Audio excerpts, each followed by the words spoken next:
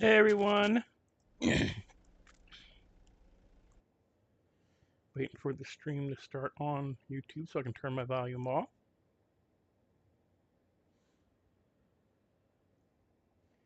And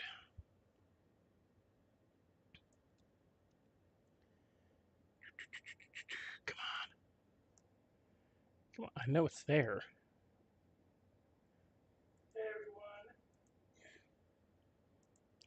There we go. Do that. I want to pin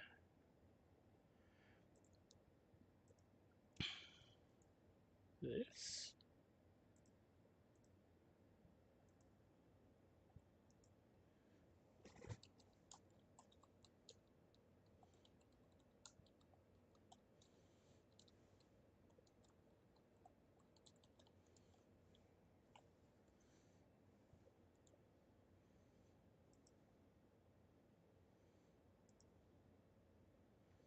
How do I pin? Hmm.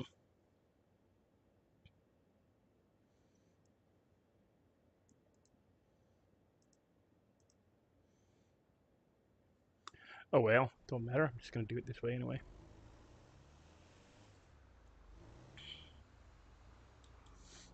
I wonder if I can do it from here.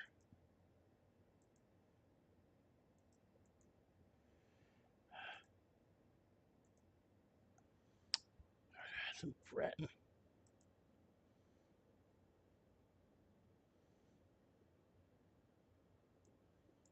Eh, never mind. I'll do it.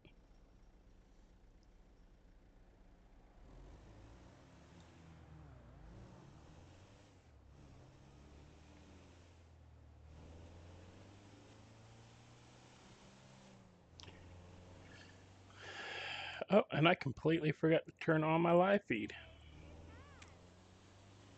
Go me.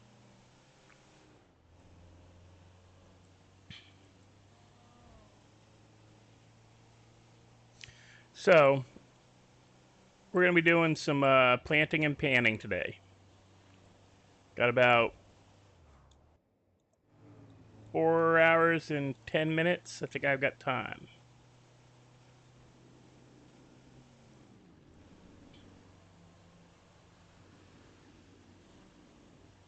Just got to get downtown, sell some scrap, and buy some fertilizer and water. I gotta get. I need for enough for 6 plants, so I need 80. It's gonna be hard because I think I'm gonna have to smelt my gold. It's already in the truck. Well, I might as well smelt the gold and the silver. Sell the gold. Crush the rock, smelt. I'm at the, well, we might have to come back from reset to finish, but whoa, whoa, whoa. We're not trying to cause no traffic accidents today. We also got to pick up pizza this, because I ain't going back for food once I start.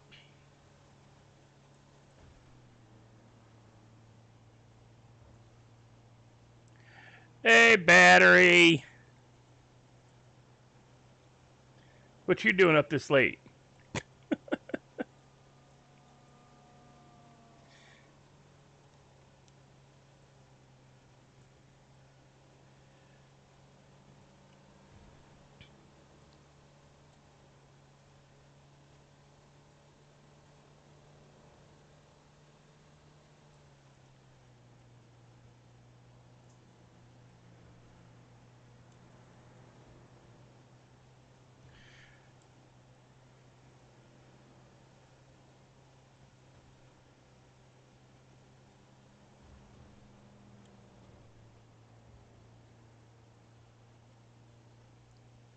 You're not usually up this late.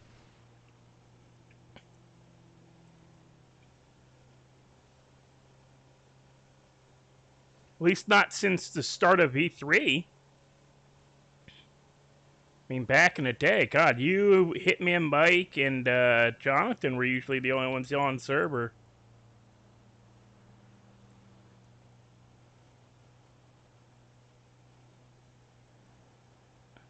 Now it's me, Jonathan, Teddy B, D-Lo a little bit now. He's back on a little later. Marley. Well, it's not Jonathan, it's Daryl now, and he was Carlos back when VT started. Yeah, and everybody, Grandpa is pissed. It's 2 a.m. for you? It's only going on midnight for me.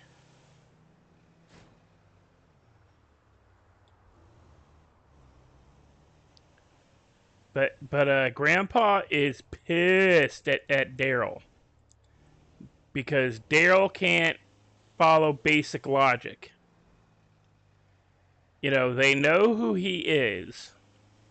They know he's my grandkid. They all know he does heroin. Well, it wasn't even V2 battery. It was start of V3 right after Cyberline. And even during Cyberline, you were on quite late. Usually running around with Chloe and only Luke. It was usually you three running around doing, you know, random crap at 2, 3 in the morning. I hate this city.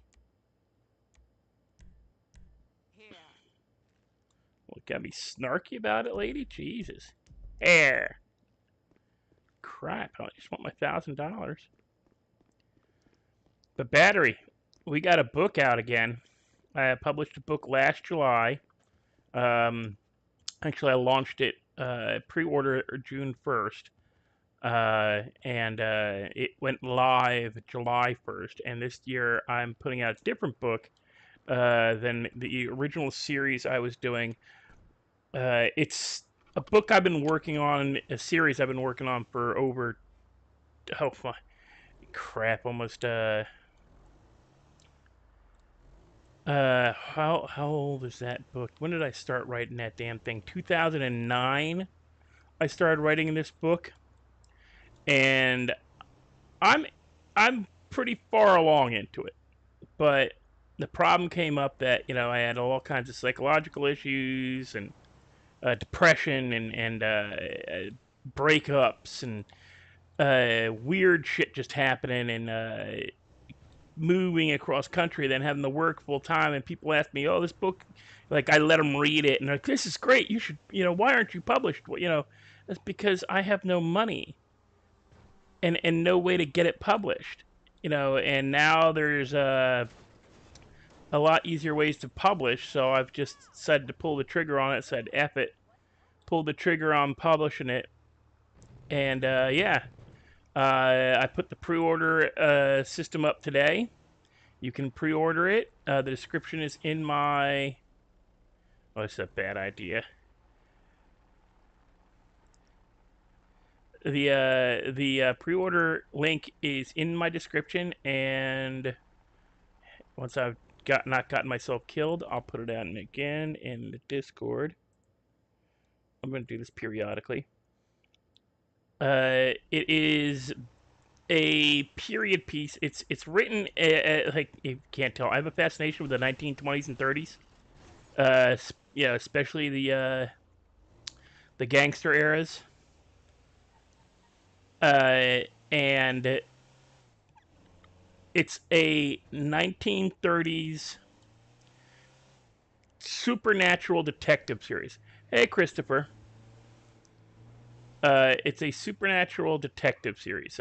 Basically, kind of like Supernatural, the TV series, but not. Uh, and Can we have a second here while I go in and order my pizza? Hopefully, he's still open. Hey, Adonis.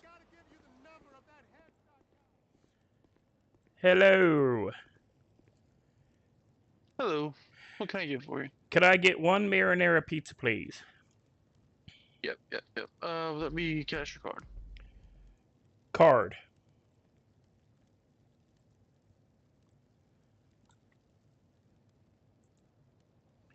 But the book is set in the 1930s. Why did that come back up?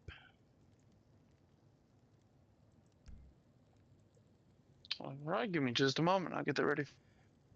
It's about a guy in Philadelphia who discovers that magic is real, and he's a detective and a recovery agent. He basically, if you read the description of the thing, it's basically he does a bunch of different things that private investigators do: recover stolen artwork, help find damsels in distress, that kind of crap.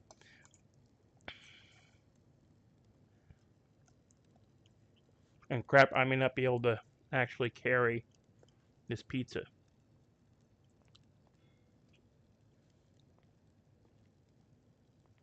I keep doing this.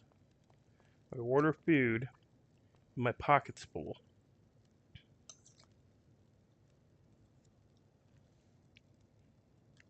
Yeah, now it's not me, but well, kind of me.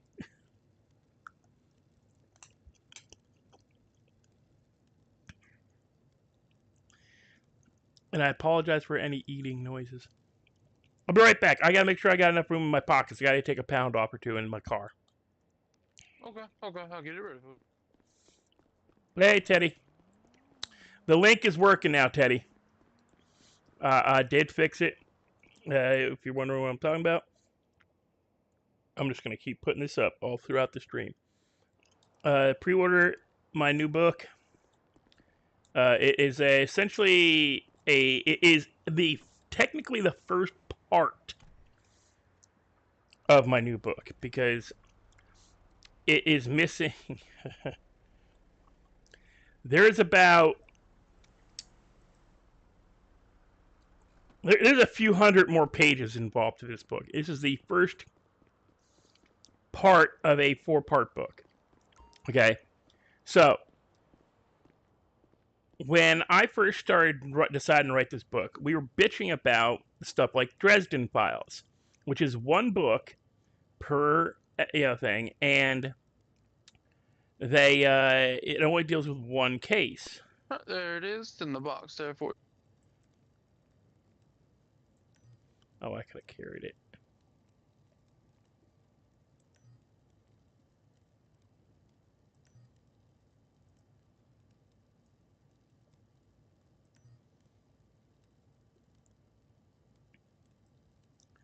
Oh, come on. Did you get it? Give me a second. My eyes are having a problem here. Oh, okay.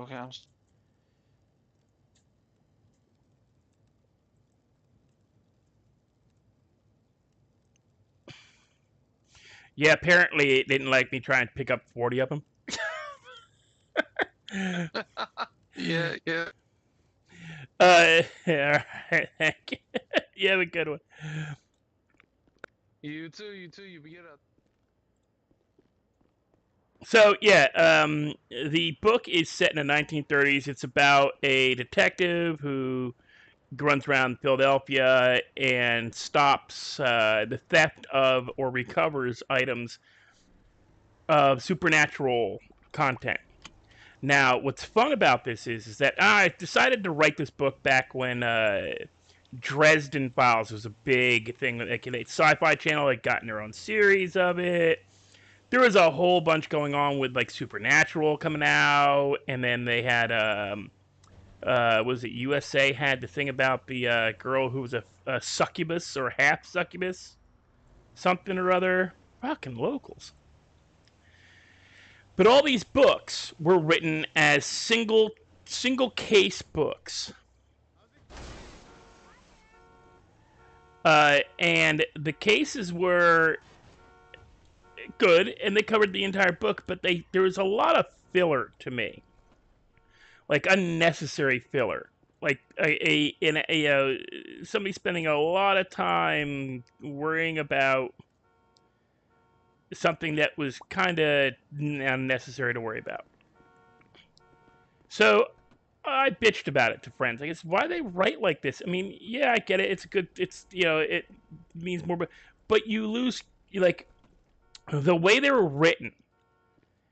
The narrator is the detective. Now this is an old style. They call it noir style. It goes back to like the old Sam Spade 1920s, 1930s detective novels. It is a tried and true system, and it's been used for a long time, and it's a very popular way to write detective books. And the thing is that modern writers are using it, but they aren't giving any premise for like who the narrator is talking to. So you've got the narrator who is the detective, giving it, letting you know all this stuff is going on, and like he's having these death-defying incidents in his life, and he's gonna survive. I was reading him just to see where they were gonna go with the story, and oh, okay, so yeah, that's how they're gonna go with that, and I wonder how he's gonna survive this bullshit because it's basically it was an education in predictive writing for me. I have a very bad habit of reading like I'm writing the book. So I would literally, not 100%, but pretty damn close, predict where the story was going to go from the information given by the author and the writer. And I used to piss my friends off about it. He's like, no spoilers. Dude, I haven't even finished the book. What do you mean? How do you know he's going to do that if you've never finished the book? Because it's predictive. I can read it and I can tell where he's going. It's just his style and the fact that he's going to survive. So how would you survive this incident? How is this person going to survive this incident? Well, this is what he's got available to him. This is what could happen. And then later, Adonis. And that's what I did. I used to predict how a character would survive some effed up incident. And it's all because they're telling a story, but they never say who they're telling the story to. So you're fairly sure they're going to be alive at the end of the telling of the story. They don't premise it with that they are writing in their diary. They don't preface it with they're writing case notes like the old detective books used to be. It was all there was their case notes, or hey Dalton, or they were imparting information to detectives, like police detectives, not detectives, about a case, or like some of the like Curse of the Jade Falcon kind of movie stuff. They had all the witnesses in a room, like Knives Out, the movie Knives Out, where they had all the people in the room together, and he was telling who the bad it's the butler, crap. Or like movie Clue, where they got all the bad guys in one location and started revealing secrets.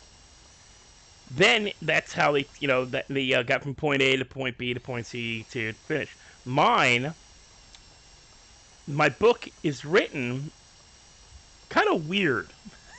If you haven't told the way my personality runs, I love convoluted shit. My prologue to my book, the opening of my book, is being told by a student at a local university where they teach magic. Now, in my universe for this book, magic is real. It's taught as a course in universities, and this detective is introduced through that. He is the originator of the magical system that's used because he brought it him and partners of his over a 20-year span brought the idea that magic is real, monsters are real, creatures are real, magic weapons are real, all that crap is real. And he's talking to a group of seniors and special, like kids who have special talent, to recruit them for basically the National Guard. And now this is during the era of World War II by this time in the book, so it's a jump in the future from when the stories are being told. In the beginning of the book, it's the late 1940s. In the stories that are being told, it's 1931 through 1935. Well, actually 36. So it's a whole 20 years in the future that this kid is talking to you from. The kid wants to be my detective's apprentice. So at the end of the prologue, he starts following around town to set up the premise that, you know, eventually the detective sits down with the kid and starts going like, "Kid, why are you following me? What are you doing? You don't want to. You don't want to. Like, you don't want to be doing that. That's not a good idea. You're gonna get hurt." And the kid's like, "No, I want to be just like you. I want to be your apprentice. I want to be your, you know, I want to become a detective, a magical detective, just like you, or an arcane detective, just like you." All right, kid. Really? No, you don't. You don't. Look at me. I'm beat up. I'm broken. Look at my face. I'm scarred. I've got no family. Half my friends are dead. You don't want to be me. And the kid's like, no, no, no. I want to be you. I want to be you. He's hero worshiping. And so my detective is, you know what? Fine. I'm going to tell you some stories about cases I've done. If at the end of me telling you these stories, you still want to be my apprentice, I'll take you on. Now, what you don't what you kind of pick up on is that he's already chosen the kid because what he's doing, he's prepping the kid. So from that point in the end of the first chapter, after he's sat down with the kid in a bar and they're just eating and having drinks, he starts telling him about his cases that were the big moments in his life for the years of 1930 through 1936. Now, in most of these like detective urban fantasy world books, they're set in the modern age, which is kind of cool. But at the same time, like, nobody's doing 1930s. Nobody's doing the era that these books were like. Nobody's doing the 1930s gumshoe, who's also a wizard. So I decided to do it. And then I said, but I want to do one thing that others aren't. I want to put more than one case in each book. Uh, so, but because of my recent health things over the last few years, I've kind of gotten to a panic. So instead of actually sitting down and finishing writing, because I need support, I need financial support to really do it, and I got bills to pay, and you know the old song, bills to pay and shit. I decided, well, I'm gonna publish the book I've got started. It's a good book, and I've had people who said you could publish it on its own, what you've got written already. You don't have to have the 800-page novel. You know, it could be a 200-page book, and you'd be fine. So yeah, I decided to put it up as an ebook. At the chapter where he introduces kind of that, where he sets up the next story, is the end of the first book. And what I'm hoping is if I get enough interest and enough me being interested in it too, if I can stay upbeat and interested about it, and honestly, with the Redline community, there's enough people out there. I mean, I know Teddy B likes the Dresden series. Was it Otis? I forget who, but we were talking about it one night. They like Dresden Files, and I know there's plenty of gamer geeks out there who read, you know, sword and sorcery books. Dune. I mean, Chloe's a sword and sorcery girl. Her big thing, her biggest hate on about Jonathan was the fact that, you know, the player Clutch could give a wet fart about Lord of the Rings, and he's from New Zealand. So never seen the movies, never read the books, not big on Harry Potter, could care less about any of that stuff. And it drives Chloe nuts because that's her niche, that's her genres, that's her stuff.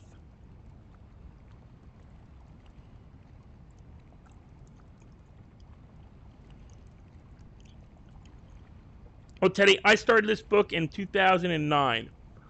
Shortly after, I think, book 3 or 4 came out in Dresden Files. Because it was one of those instances in the books where, like, my friends were like, dude, he's going to die. He's going to die. He's going to die. Come on, look, this is probably where you end the series. He's going to die in this one. And we're talking to his, you know, and here he's, like, talking to, like,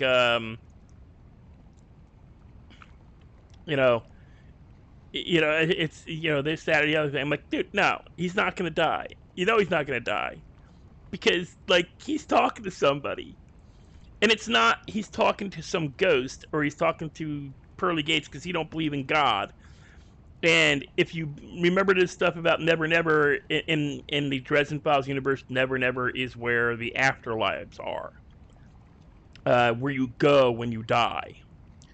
You have to believe to actually go there. So if you don't believe in a hell or you don't believe in a heaven, you believe in something else entirely, that's where your afterlife is in that universe. So he doesn't believe in God. So, or at least he doesn't believe in a like Christian God being the end all be all because he's met other gods.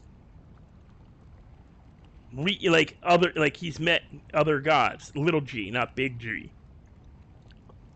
So he knows there's more to the world than just Christianity. But, you know, in mine, I kind of veer left or right of that. In my universe, I use 3 concepts to make magic real. And they're discussed in the beginning of the book. I won't go into it. You know, what I might do one night is actually, I might do it as a thing for, like maybe I might do June 1st. On June 1st, I might actually read the prologue to my book. And I'll add that to my Patreon, or not my Patreon. I'll put that in my Discord, not my Patreon. Although if you spend enough money on my Patreon, I'll send you a freaking free copy of the book. Jesus Christ. That's one of the things I'm going to put into my Patreon is that if you, depending on how much you spend, you get a free copy of my book prior to release. And I will do a book reading of the first 2 chapters. Technically, the prologue in the first chapter. And I'll do it in Discord. Not on stream. It'll be Discord only.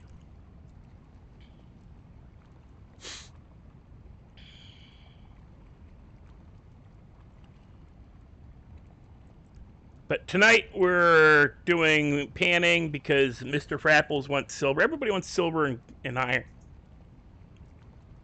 So we're going to do silver and iron. And we're going to grow some, I think I grabbed my purple haze, the 6 seeds of purple haze. So I got to get 80 things of fertilizer. Should have enough time if I can get this done quickly enough. I might end up finishing the stream and then coming back to harvest my purple haze like I did the other night when we were testing time and everything and had the one plant, you know.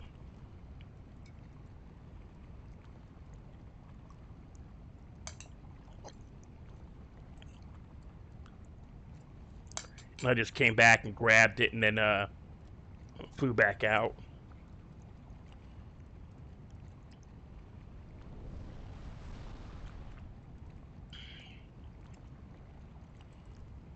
Well, Dalton, mine is not Harry Potter. It's not Lord of the Rings. My first book, kind of Lord of the Rings. More like Dungeons and Dragons, the movie. Very tongue-in-cheek, takes itself semi-seriously. It's mostly it's a source book for Dungeons and Dragons and tabletop role-playing games, and it has a story in it. This one is a full-on attempt at a proper novel, with it being a combination of fantasy and 1930s era mob and stuff going on. Like, people don't know this, but the United States made it illegal to have gold during the 30s. So, rich people who had shit tons of gold, and I'm talking bars of gold and shit stacked, right? All of a sudden, they could not legally have their wealth. Their jewels, their gold, all that crap had to, So, what they started doing, see you in a bit, Teddy. What they started doing was buying artwork.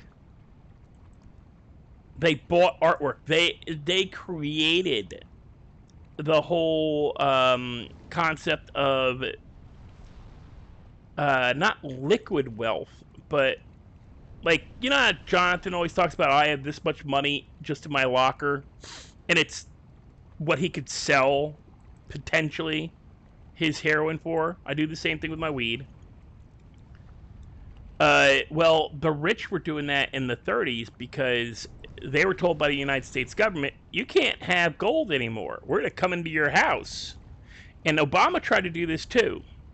They're going to come into our houses and evaluate our worth and then take taxes from us.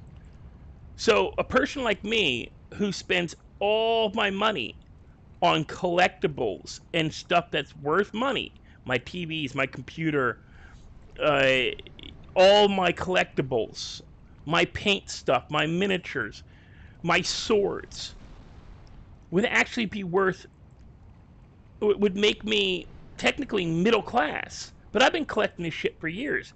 Meanwhile, you got rich people who live like minimalists because that's how they maintain their wealth. They don't have stuff. I've worked retail. I've worked furniture and stuff, doing furniture, and you could tell who had money and who didn't when they came to pick up furniture and everything. And the same thing goes for like car people too. You can tell the people with real money and the people who are new rich or have come into money like recently. You're new rich or you're recently rich get really, really nitpicky about the littlest shit. Oh, I spent this much on this. My aunt used to do this shit. It used to piss me off because she married into money. Well, look at our cathedral vault ceilings, and yeah, okay, whatever. We're just here to eat and enjoy Thanksgiving, and I mean, we don't need the rundown on how much money you spent putting in that chandelier. Now, not to say the rich don't do this, but they aren't as obvious about it.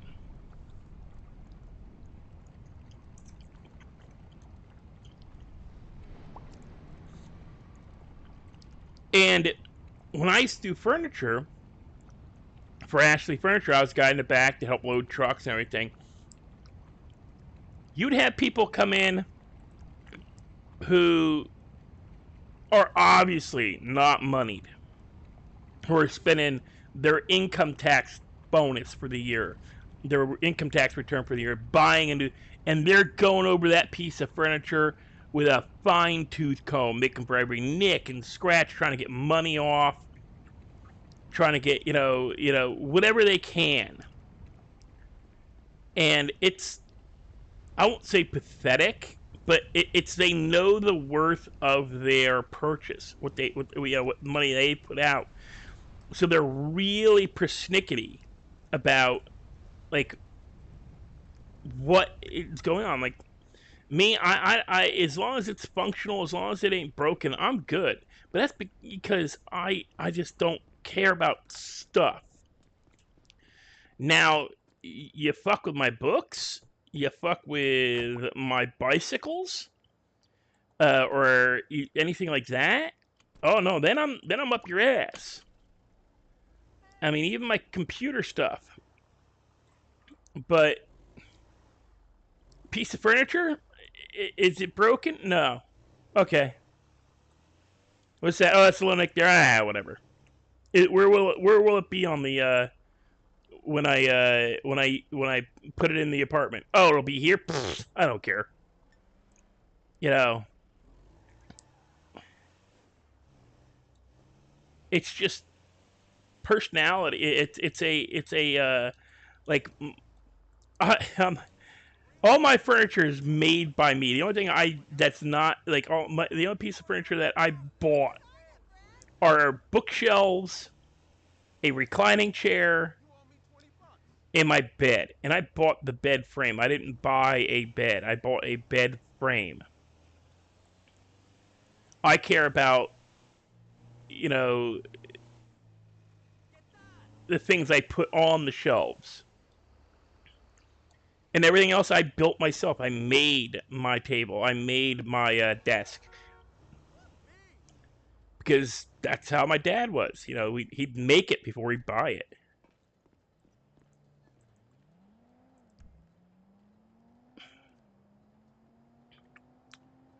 And really? That's all the copper I had?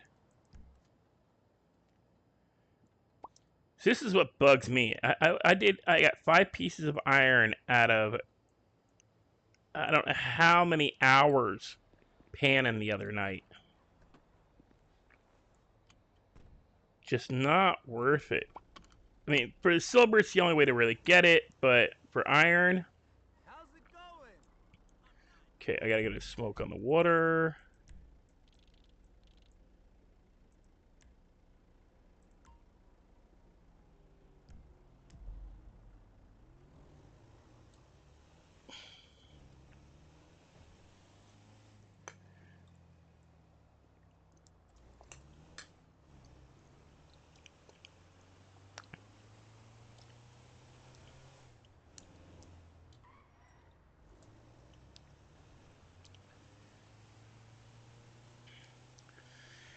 But other than that, how's everybody doing tonight? On this fine Saturday evening. I missed the pirate thing. I logged in long enough to find out that it was done.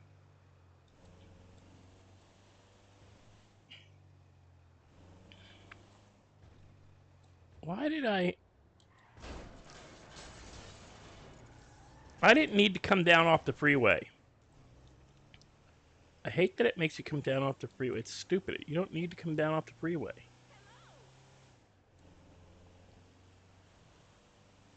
Because you end up going...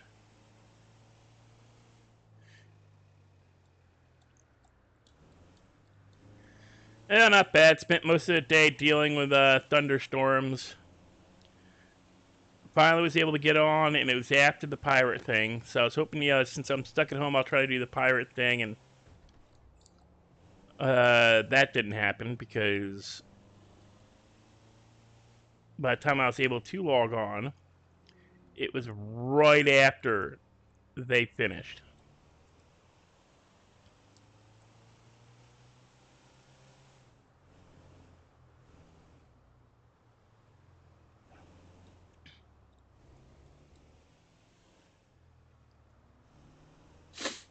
No cops, no stop.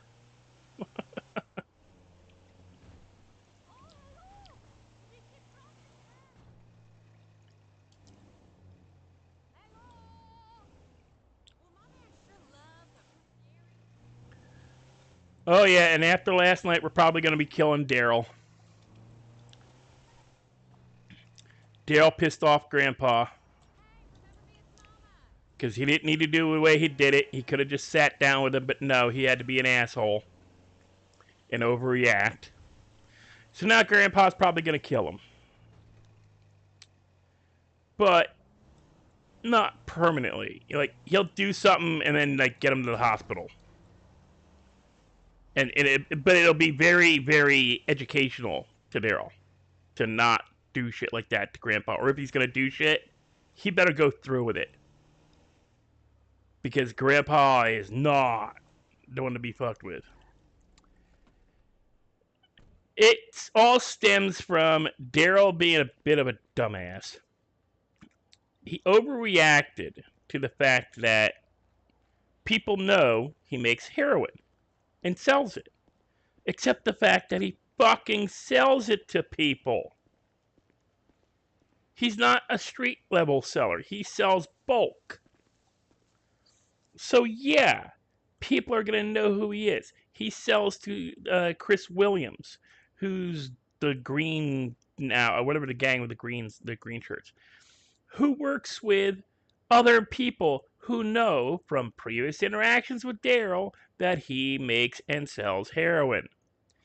He then tweeted about having a key to sell, which Chris Williams' crew is kind of interested in. They want to know what kind of key it was. And Jack O'Reilly wants to, or John O'Reilly, I don't know, Jack or John, I don't know. O'Reilly wants to know who the hell, like what the hell it is, because they might want it. I need 80, right? 6 times 15, no, 90. I need 90. I'm gonna pay with cash. Not enough space in inventory. Okay, now we know that. All right, we're doing it wrong anyway. We want to do 45 and 45 because we want to put 45 in the truck and keep 45 in our pocket. Okay, so how much? 81. Okay. So Daryl is pissed off because Grandpa is known to be his grandfather. So they know I'm his fucking grandfather. This is not a state secret. It is known. It's the reason Grandpa came into the city, was to find Daryl. So they know Grandpa is his grandfather. And he's, well, I didn't tell him my name. Like, hey, asshole. There's only 3 Shaws in the city. You, me, and the other guy. And the other guy's a cop, I think. So, who do you think they're going to guess my grandson is? Especially when you tweet about having the key and don't use an alias. I mean, it's not rocket science. Fear knows who he is. So, like, most likely, Fear is going to, like, nobody's going to give a shit. They don't, this late night crew, we don't give a shit who knows who we are most nights. It's kind of like, it's astounding that he's surprised people know he's a criminal. Athena, who never stays up this late, knows he's a goddamn criminal and makes heroin. It's one of the reasons she wanted to chat with him, is because she wanted to know his prices and like how much he could make. So he's getting pissed off because Grandpa's getting asked about him, and Grandpa's like, yeah, because Athena's a criminal. Teddy, he wouldn't know Teddy if it wasn't for Grandpa. He wouldn't know Otis if it wasn't for Grandpa. Because, it's just astounding, that he's surprised about crap. So he pulled a gun, and I knew he was going to pull something, but I thought he was going to, like, pull a bat like he always does. Pull a bat or a crowbar and threaten Grandpa with something. Something stupid, some argument, some complaint. But no, he pulled a gun and took Grandpa hostage. Which really pissed Grandpa off. And Grandpa is working on a couple of different concepts of what he's going to do about that. Last night, Grandpa decided to fuck up his bike a little because Bob, Mr. Frapples, asked Grandpa not to kill him yet. He hasn't paid me back. I'm like, all right, I won't kill him yet. I hadn't planned, and he even said to Bob, I don't plan on killing him. I'm going to kick his ass or knock him off his bike and then take him to the hospital. I'm not gonna leave him dead lying in the road. But I'm gonna make it real clear you don't do that shit. Or if you're gonna do that shit, you better go through with it. You don't pull a gun on family. And if you do, you pull the trigger. Because family is not, and I ain't talking like family from the fucking Fast and Furious. I'm talking blood. You don't pull a gun on blood unless you plan to pull the trigger. Or stop them from doing something like pulling the trigger on somebody else. Like, yeah. Dad does something really, really wrong and, is threatening mom, you pull the trigger. Defense of a life, sure. Because you're pissed off because half the town knows you're a drug dealer? No. That's your own dumb fault. They all knew you were a drug dealer before Grandpa even got into town. They knew he worked with Bob. They knew he wouldn't, because he'd been seen collecting flowers. He'd been caught collecting lime. He'd been caught collecting ethyl alcohol. And no, they didn't know because no, you jackass. You got caught. You got away with it, but you got caught. The cops know you're collecting shit to make drugs. So yeah. Merry Christmas, you're a freaking criminal and they know it. And it's Daryl being paranoid or overreacting because he's going to jail. Because he's too stupid to argue. And he's pissed off the cops so much that they aren't going to listen. When he goes to court, all he has to say is, who's providing the evidence for this case? If it is being provided by the judge who is currently trying this case, it needs to be thrown out. That is a miscarriage of justice. That is illegal. All the evidence against me must now be thrown out because it is fruit of the poison tree, is illegally obtained, illegally provided. A judge cannot provide evidence in a case they are trying prior to the case starting. In other words, yes, a judge can find evidence. Like there's precedent for like a judge hiring a private investigator to do a little deeper. Before making a decision, a judge has the prerogative to look for additional evidence. But a case cannot be created by a judge. It must be created by a detective, or it must be from due process. Due process is not the judge, hearing a hearsay. Difference between a good drug dealer and a great drug dealer is the amount of money they make. That's it. Every drug dealer has gotten, in some way, shape, or form, has gotten caught. Pablo Escobar, caught. All of them, caught or killed. Difference between a good and a great drug dealer is whether or not they get out alive. And the way Daryl does business, he ain't gonna get out alive. There's no, even the guy who helped bring cocaine, the one they did in the movie about Blow, even he is not a great drug dealer. But he is. Why? Because he made it out alive. He walked away from one of the biggest cartels with his life. That's how you are a great drug dealer. Now you're a great criminal, you're not a criminal. The only difference between a criminal and a citizen is criminals get caught. Grandpa's a great drug dealer. He ain't ever been caught. Most people don't even realize he's doing it. Cops have no clue. They may know if they watch my stream.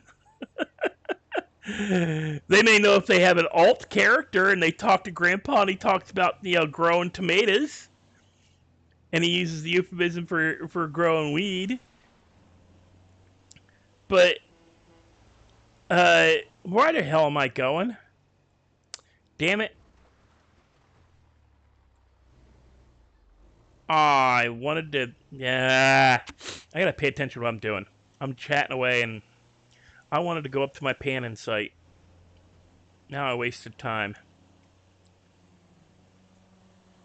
The difference between a great drug dealer and a bad one is bad ones are dead. Great ones get out alive. Hell, Snoop Dogg is a great drug dealer. He got out alive. He's also a great rapper. And a cook. But then, so are most potheads I know. Some of the best cooks I've ever known are all potheads.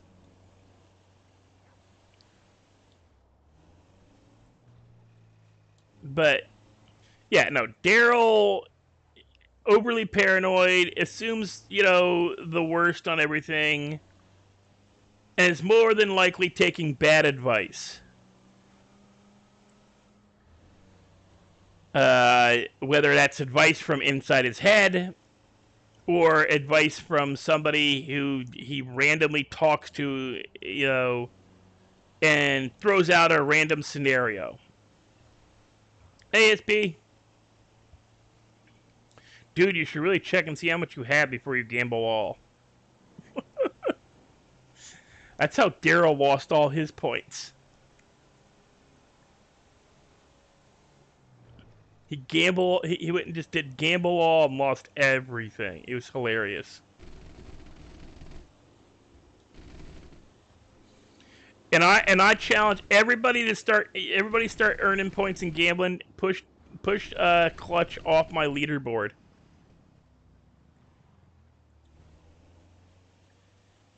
Everybody chat, everybody comment, everybody gamble if you want to gamble. You could also do I have heist and I have slots. SLOTS, not sluts, slots. Let's push Daryl off my leaderboard.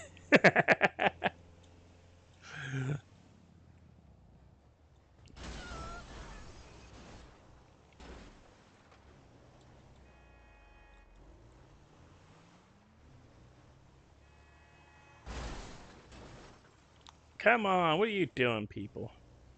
Dalton, you have to gamble at least 10. You gotta gamble at least 10. And remember, guys, it's a 3-minute cooldown every time you gamble. So, Dalton, it may not let you gamble because you put it in incorrectly. It may wake to 3 minutes. But it's got to be at least 10 points. And you can gamble no more than... leaderboard is exclamation point top.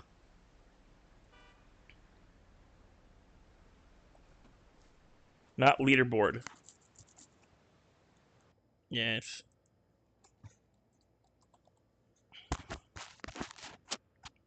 There you go, Dalton.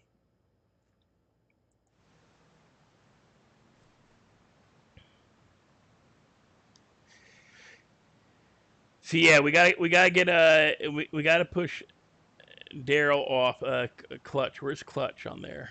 Oh no, he's not on it. Haha. I think ESP. I think you pushed him off.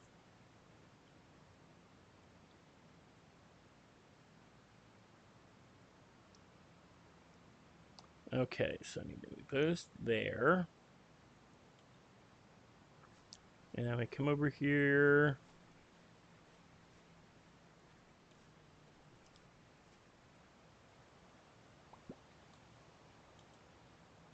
I don't have my trowel. Crap. Damn it. Even more time wasted.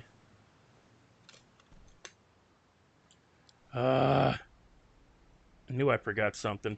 I also need my clippers.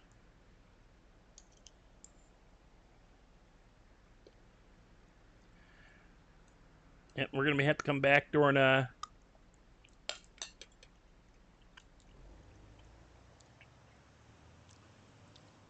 son of a bitch.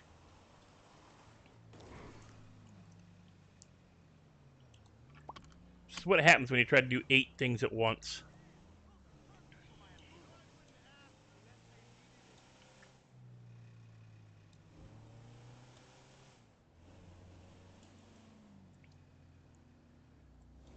Oh, come on, dude.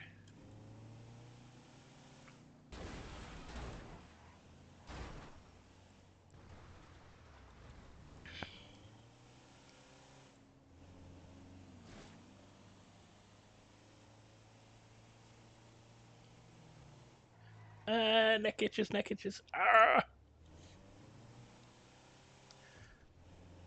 But yeah, guys, June 1st, I will do a reading of my first, the prologue and the first chapter. Maybe even the second chapter of my book. Depends on how long it takes me to read through them. Because they're not. It's a short read, but it's not a short read out loud.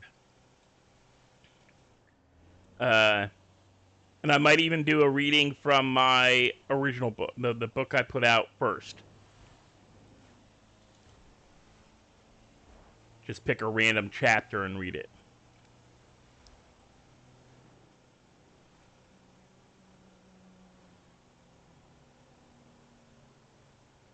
But I also did set up my Patreon with a basic general membership level, which is a just show your support kind of thing. $3. Now I tried to make it 2, but it wouldn't let me. So the least I could make it was $3, and that's general. Basic. Put in an amount, Dalton. Just like gambling, it's gambling, but instead of like rolling dice, you're playing a slot machine. So you got to put in an amount. It's got to be like slots, and then like 10 or 20 or something. But the Patreon has a general membership, just to show your support, kind of thing. You know, because I would do this all damn day long if I could afford to. uh, but I can't. So buy my book, support me on Patreon, help spread the word about my channel.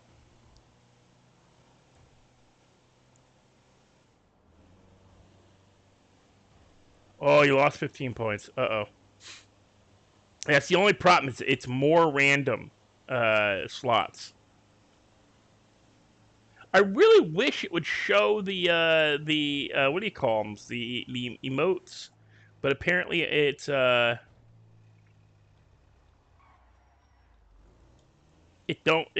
won't do it. But hey, basically it shuffles and shoots up random emotes.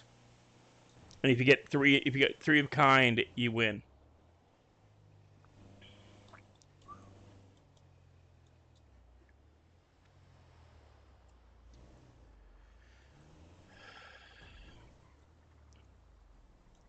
I'm going to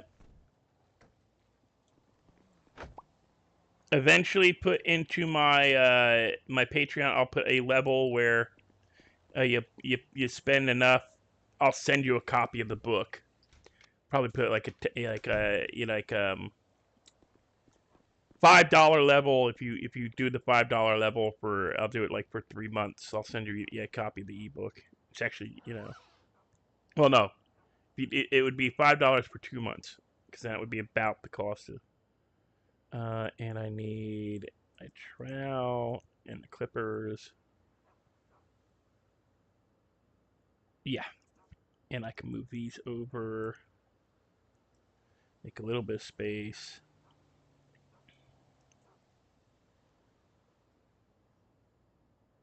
All right.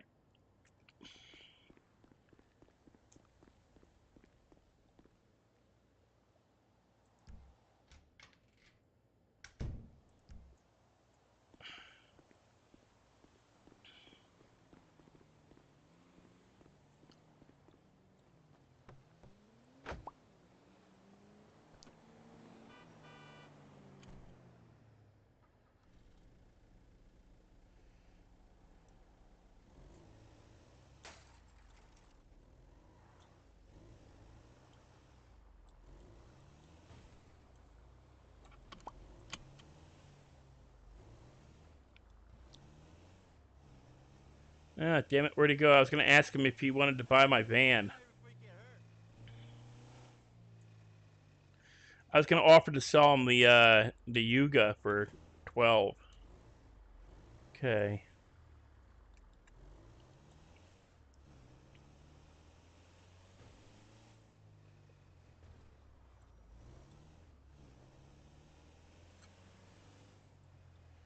I'm on wait for half a second.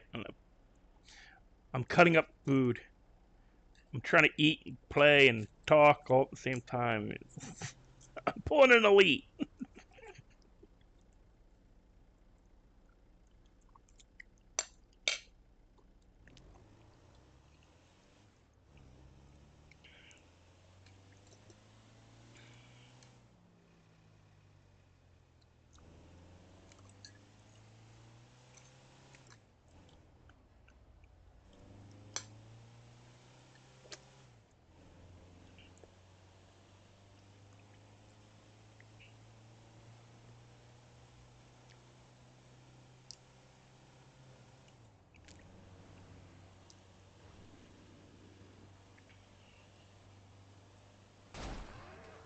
Dear.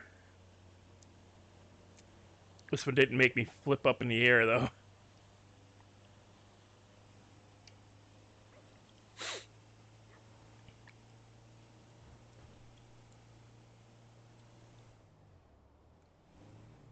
But yeah, I would love to just get up in the morning, take my shower, eat something, and maybe not even eat something. Maybe just enough time to get myself mentally settled. Turn on my stream and play games for you guys all day long. But finances require that I actually go out and work. I gotta make $1,200 this month, and I am on disability, so I can only work so much before the government yells at me. And I do Uber Eats delivery for food, so my times of day and like today couldn't work at all, pouring rain. Tomorrow I will be working because it's supposed to clear up in most of this week, so I'm not too sure what my streaming schedule is going to be like. Gonna do my best to be on for you guys most nights, like I have been, if I can. It's a mental struggle sometimes too. Uh, but I would rather come on and do just an hour or so. And tomorrow night we're gonna be premiering a new game. Like I'm gonna try to do every Sunday. Gonna try to premiere a new game every Sunday. This week it is a racing game that is like the old 80s, 90s racing games, like Pole Position and stuff like and Need for Speed. So we're gonna be playing a game similar to Pole Position and Need for Speed. It's based on the old 8-bit video games, but it's all left, right turning and nothing but speed. Just dodging targets and doing time trial stuff. Yeah, this one's called. Let me see if I can pull it up in my. Okay, go to my apps. Is it gonna let me? Is Epic gonna let me pull up my library? Because sometimes it doesn't let me pull up the library if I'm in a game that's on Epic, and I'm on in. This is on Epic, so give that a minute to load. It's called Horizon something.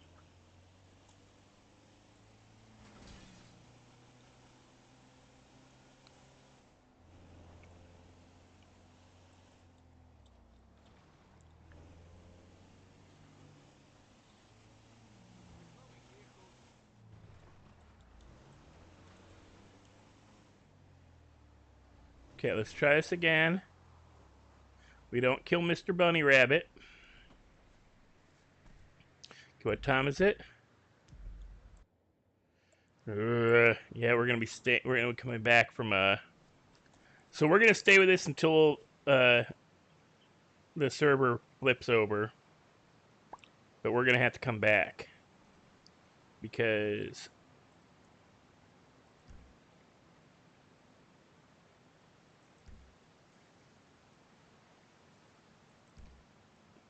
it's almost 1 a.m. already for me, and server restart is at 4 a.m. and these take 3 hours and 15 minutes to grow to full maturity. Okay, watch where our knee is. At least I learned one thing: wherever you place your left knee, or not your left knee, your right knee is where. Harley, hey, Harley, check how many points you have. Check your points. I figured something out the other day.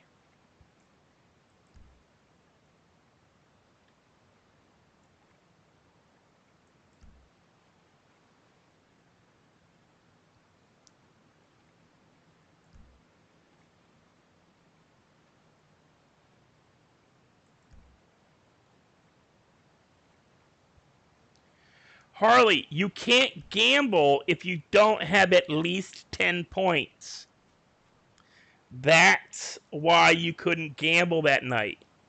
That's why you only have 4 points. You can only gamble if you have 10.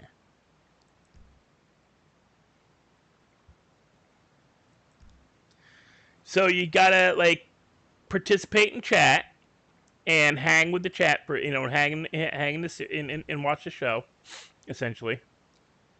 Uh, watch me grow weed and pan and build your points up, and then you'll be allowed to gamble. You gotta get to 10 points.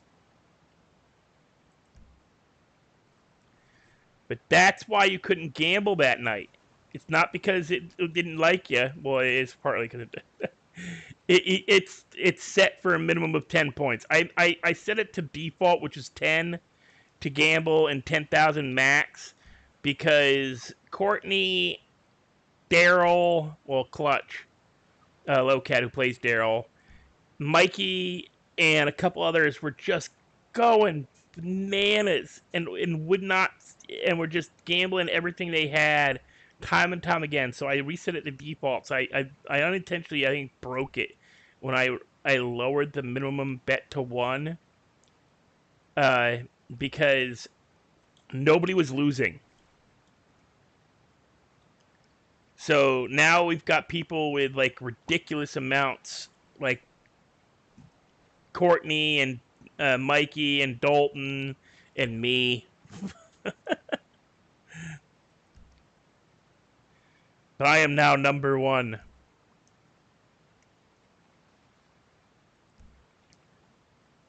And because it's been about 15, 20 minutes, everybody, I have a new ebook out. It is a urban fantasy set in the 1930s of Philadelphia. Yeah, Dalton, yeah, that's what I was saying.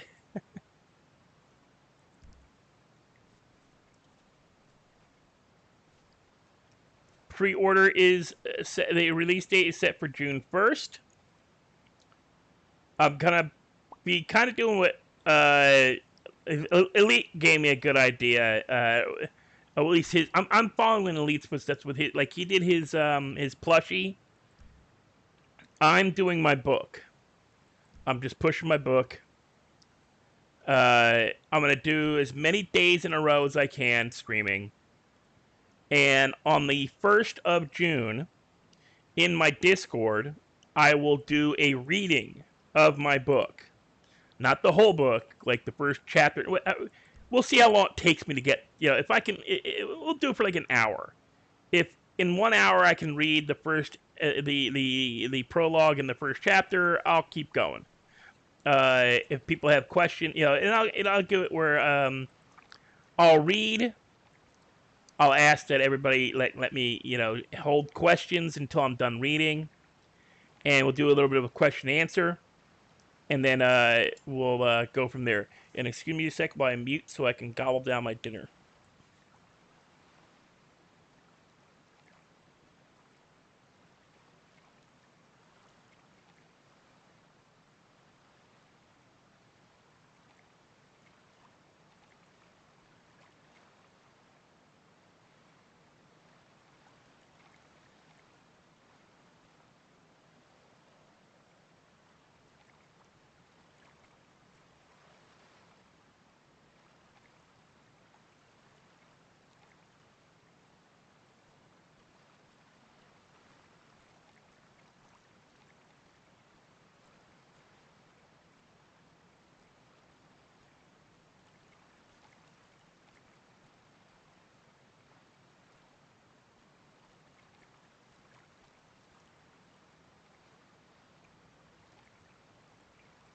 Okay.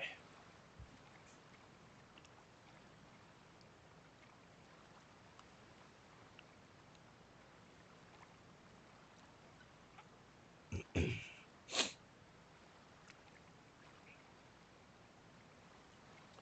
one other thing I should do while I'm sitting here doing this, share my stream.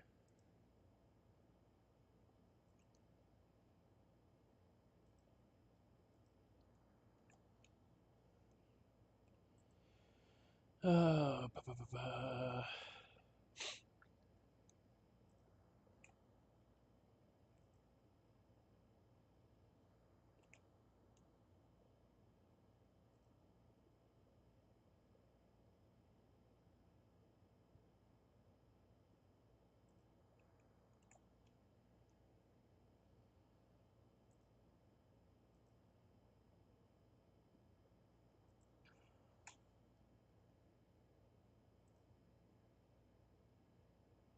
Wait, what did that say?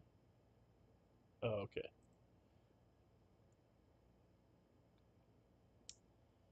YouTube. Okay, that's the right one. Sorry, I'm making sure I'm because I don't want to get yelled at by Lenny again. Unintentionally putting it in the wrong stream in batteries. Uh,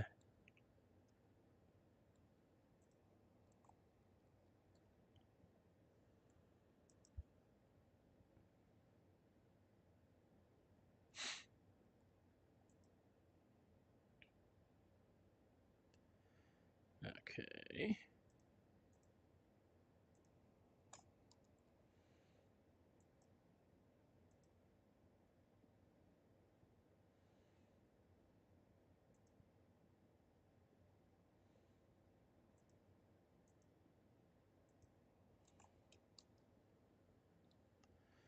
All right.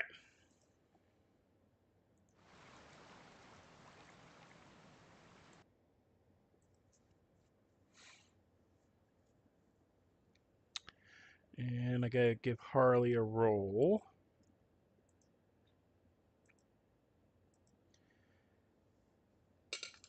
And sorry, Harley. Everybody's a spectator, for a moment anyway. Um, unless you can prove you are in Redline, meaning I can find you underneath one of the Redline people, as one of the Redline people. I have everybody set as spectator. I have a few judges, and the only other people who aren't spectators are survivors.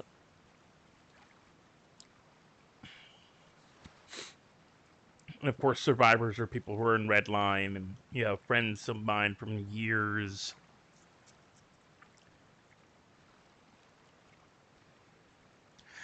Oh, and for my Patreon, if you guys do sign up for my Patreon, your tier level, the starting tier level, is called a Dreamer. I thought it'd be kind of, the idea, is be neat for Dark Thought, Dreamer. Yeah.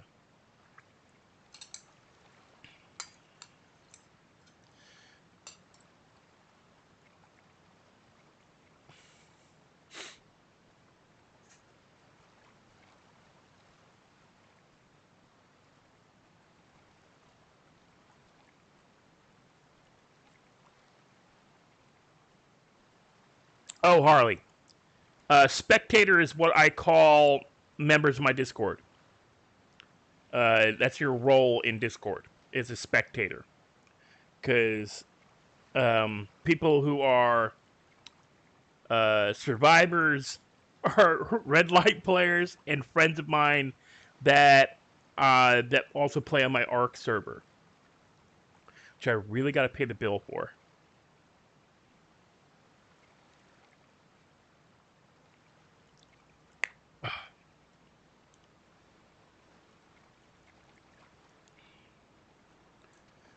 Go check my.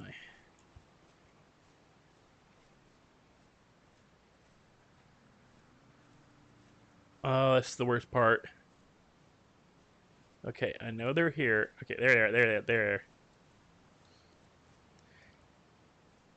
See, I tried doing this on the opposite hill, and the problem is the way the lighting works. You can't look up or down on them and see them like on this one. Like if you saw this, I turned and I was able to see them pretty well. I found that don't work on the opposite hill.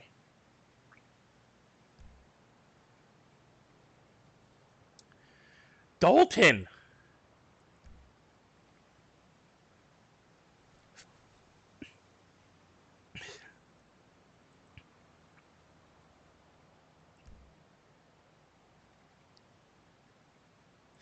The van's beat up. I gotta get it repaired. I hit a deer with it. I hit a couple of cars with it.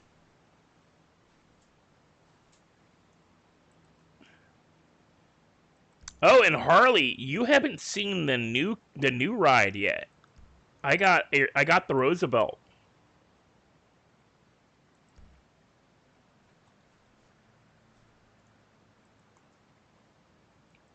What I love about the outfit I'm wearing right now is that technically I could drive my Jeep and it looks like a character from MASH. I could drive my, if I could ever get one, I could get the Ferrari 308 and look like Magnum PI from the original. Or I can drive the van and I look like enough like what's his name? The helicopter pilot. Their Air Force guy. Uh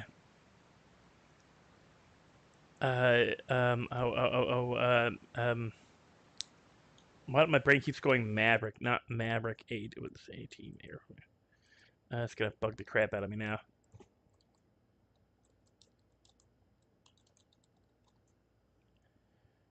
Hannibal. Oh no, that's John Hannibal. That's the guy. Howling Mad Murdoch. I could technically I could pass for Murdoch because Murdoch was known for underneath his leather jacket. He always wore button down like Hawaiian shirts and shit. Yeah, Murdoch.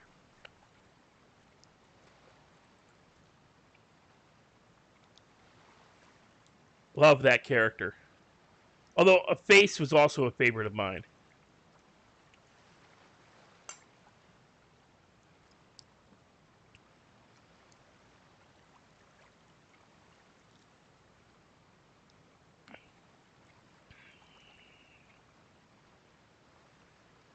Dickie, are you okay?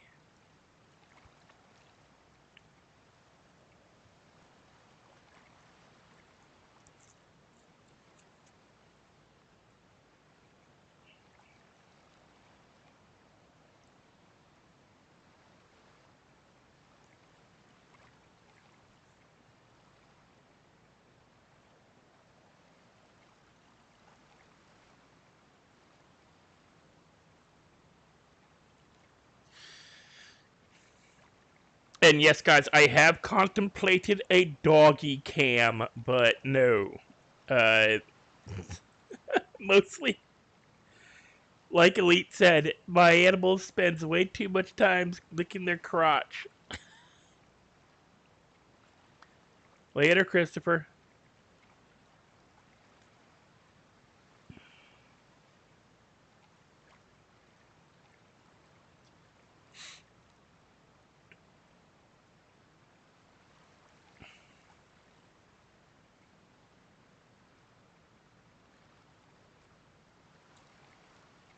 And as cute and adorable as my dogs are, nobody needs to see them sitting there licking their balls for 4 hours. Mr. T was always great, especially when he was interacting with Murdoch. When him and Murdoch went at it, that was, yeah, great. And they don't make television like that anymore, mostly because like the censors would freaking rip the hell out of it. Oh, censors wouldn't allow 2/3 of what was shown on those shows back in the day.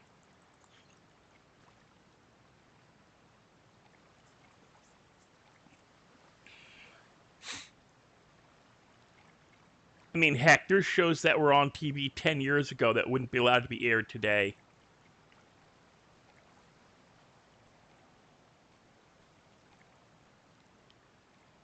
They're too controversial.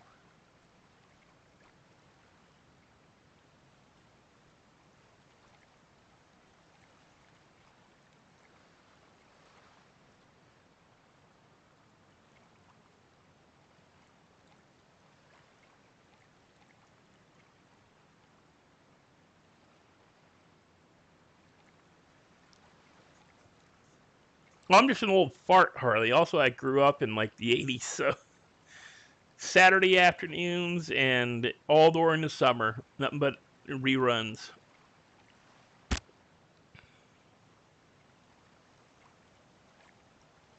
My dad was a fan of the A Team as well. He didn't mind the movie. He said the movie wasn't bad either, where they did the remake.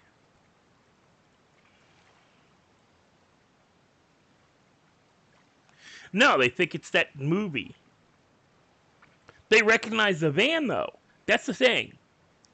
Is the van is recognizable. Mr. T is recognizable. But yeah, nobody remembered. Oh yeah, that was yeah. But most people, if you say Battlestar Galactica, they'd assume you're talking about the Sci-Fi Channel series, not the original.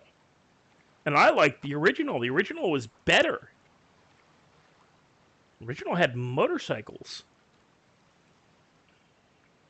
Then it was just Battlestar. I liked the original Battlestar Galactica more than the modern version. The modern version, too freaking it. It was good. I didn't mind most of the changes. What bogged down the show for me was the religious dogma that they started pumping into it.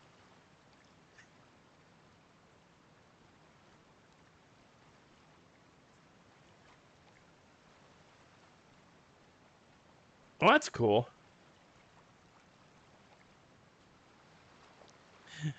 Won back your 52. You won back your losses, huh?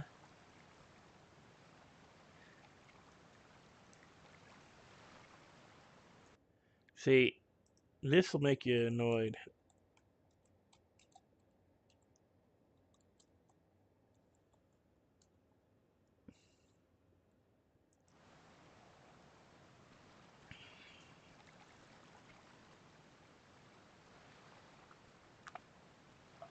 Oh, I lost money. Oh, I lost 10 grand. Look how much I had, though.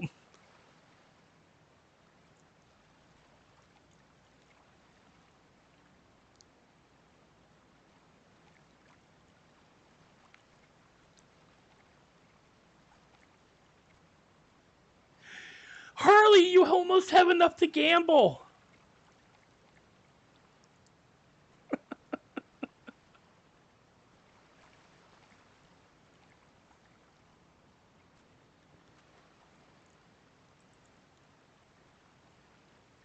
You're almost there, Harley.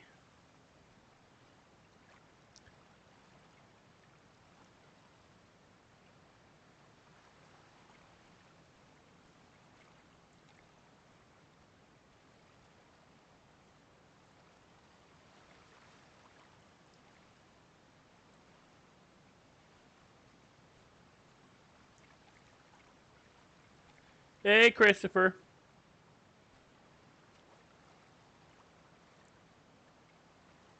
Oh, we just pushed Rai Rai off the list.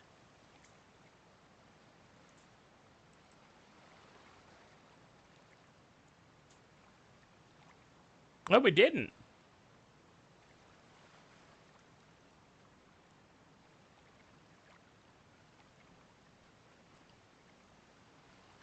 Wait, Christopher has 114.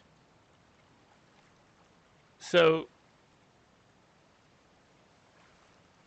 Christopher should be on the list.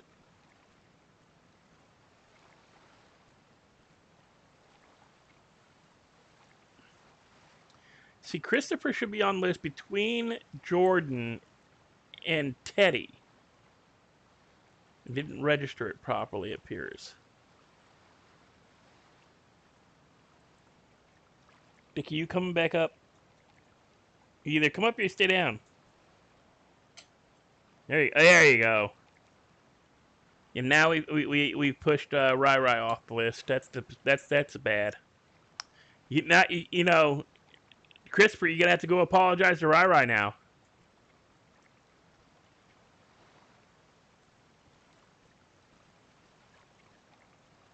It's hokey pokey.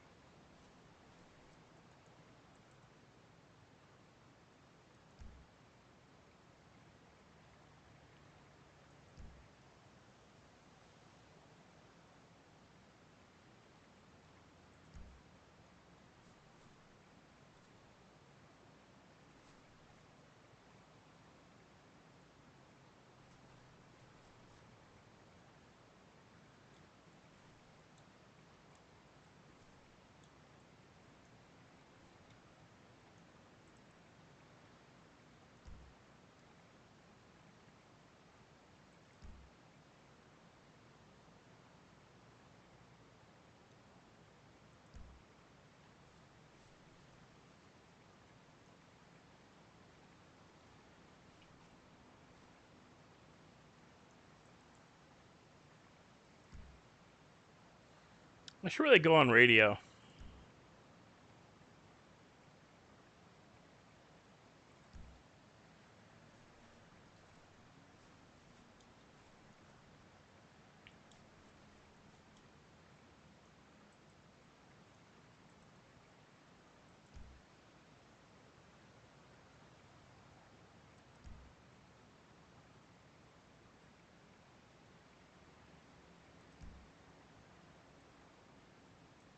Also, should eat something.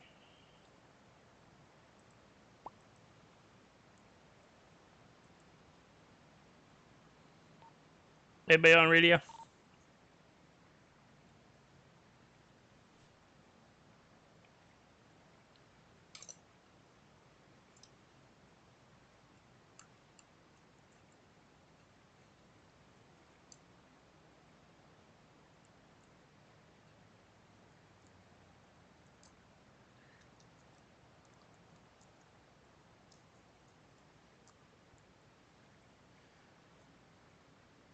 Dalton, if by the end of my stream you can push Mikey off of the top 2 slot, I'll give you a cookie.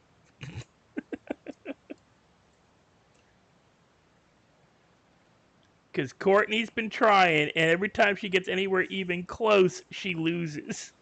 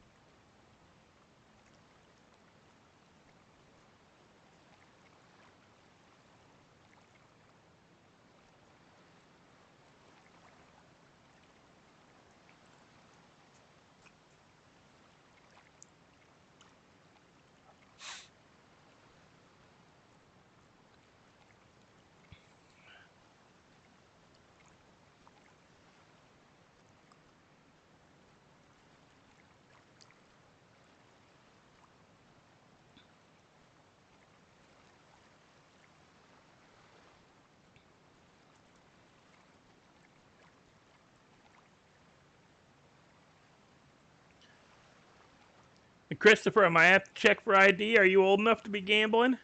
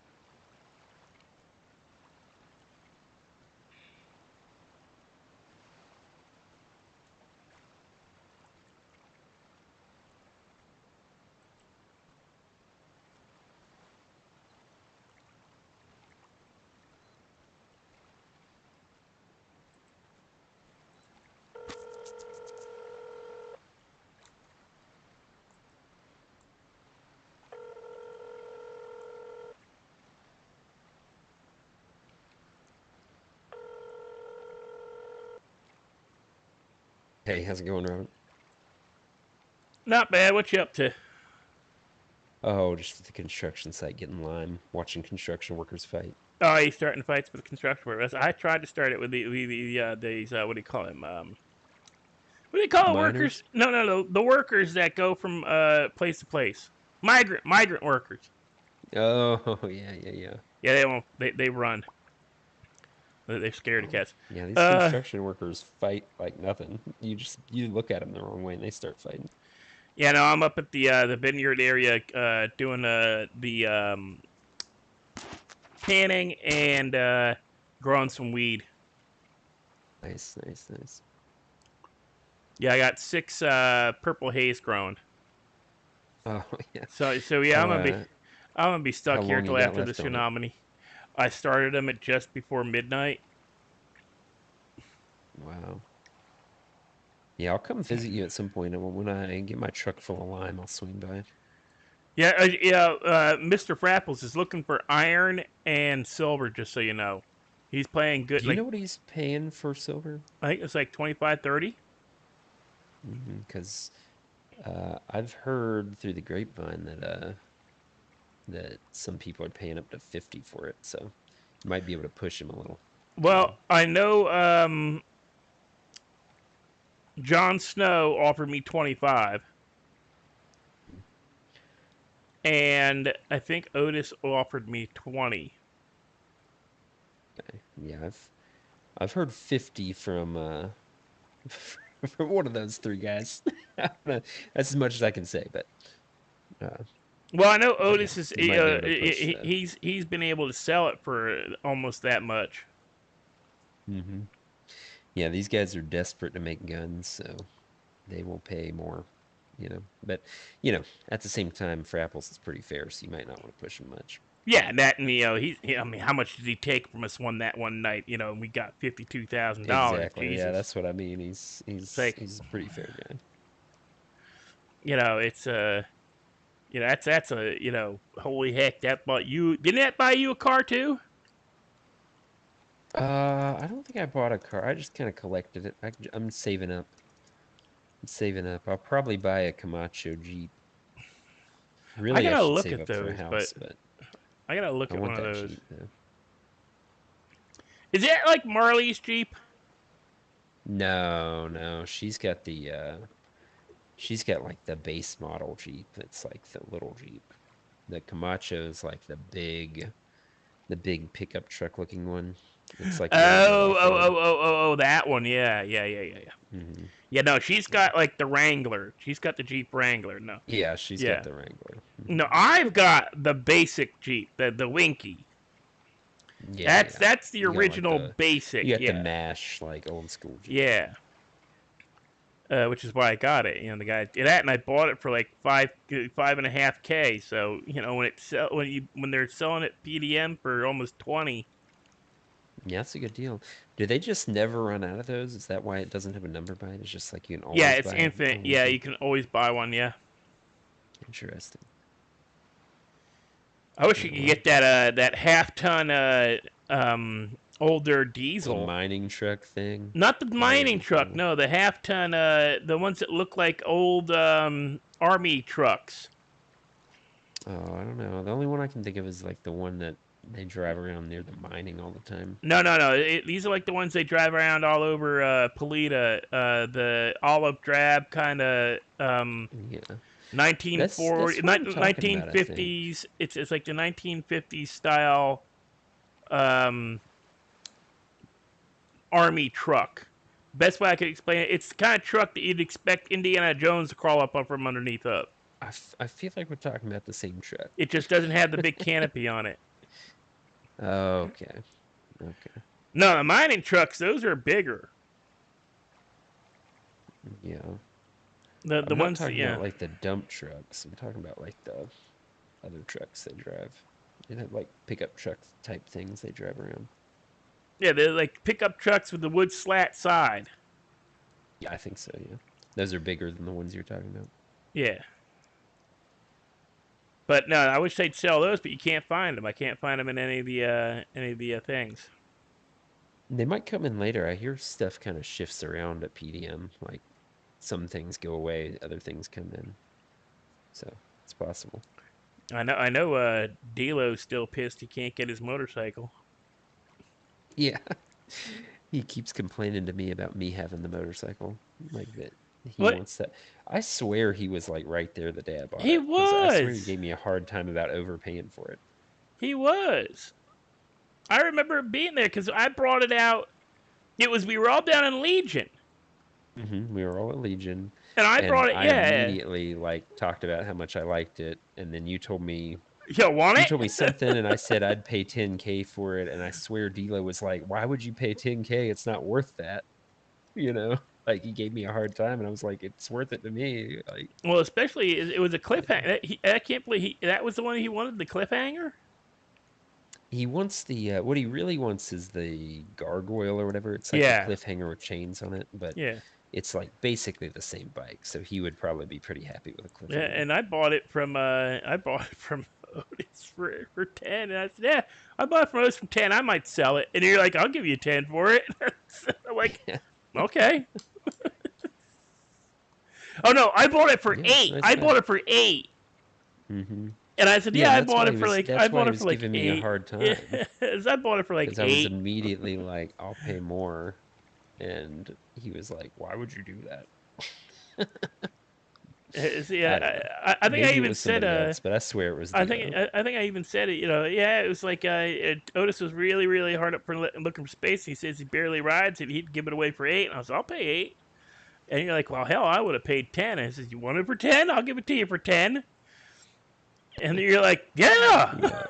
It's like, I remember that day okay. because I really shouldn't have been spending 10K. I was like, I think it was like my whole wallet. I was just like, I want a bike. Oh man. Oh, All I right, I did gotta that get with off the. here to gather this mine, but All this right. lime, but I'll swing your way eventually. Okay, just wanted to see what was going on. Did you know if Marley's in the city at all? I don't know. I haven't heard from her today. I'm not on the normal radio though. I'm on the syndicate radio right now. So All right. yeah. All Talk to right, you talk to you later. later, man. Bye.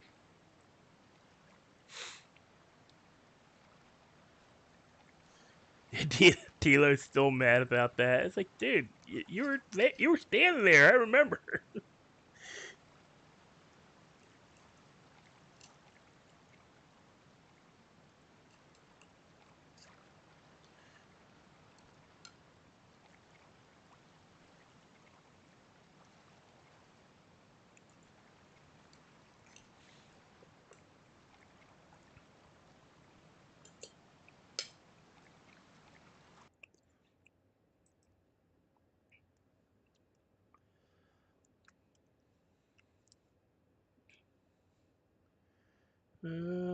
Teddy's in Redline. T-Dog's in Redline. I don't see Marley on. Daryl's playing Call Poobie.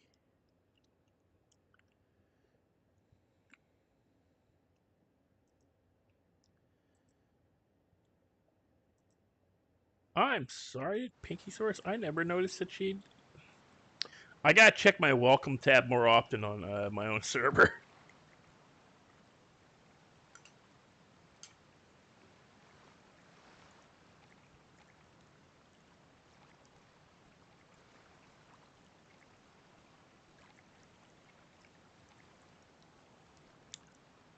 Christopher, you gotta slow down. You can only do it once every 3 minutes. You won, and now you gotta wait.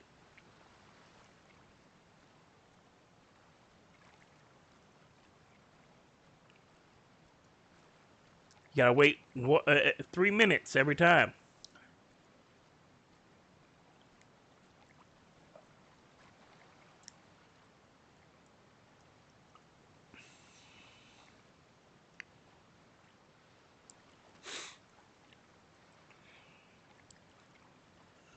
Every time you gamble, every time you do a slots game, every time you do a heist, it's a 3 minute hold before you can do it again.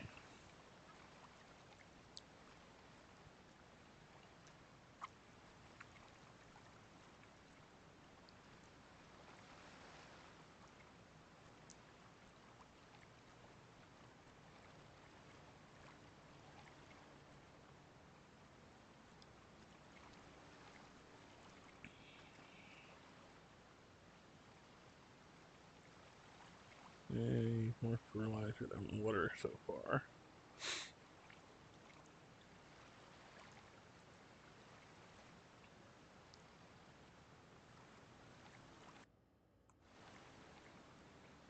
Doing this for about an hour and a half. I can't say that I've been doing it consistent, but you get so little, and it takes so long to do the panning.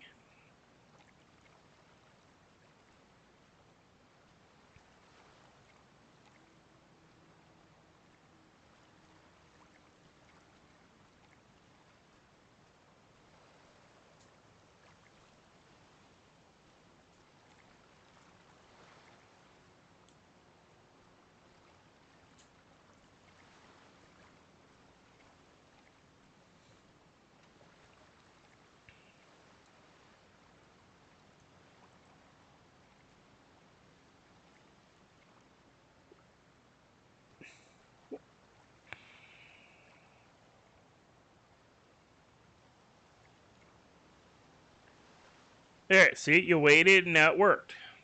Now you gotta wait another 3 minutes.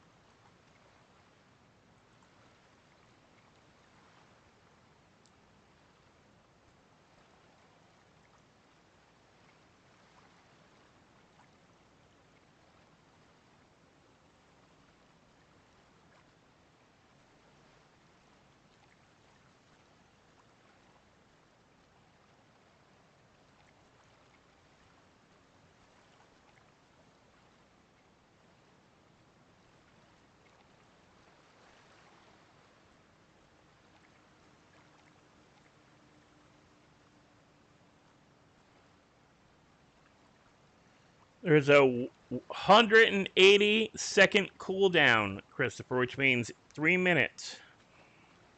You gotta wait before you can do it again.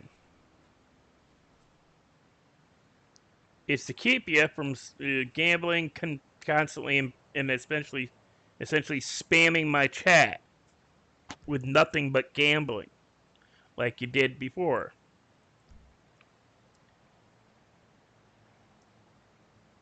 And like what was happening the first night when I took off that was ridiculous.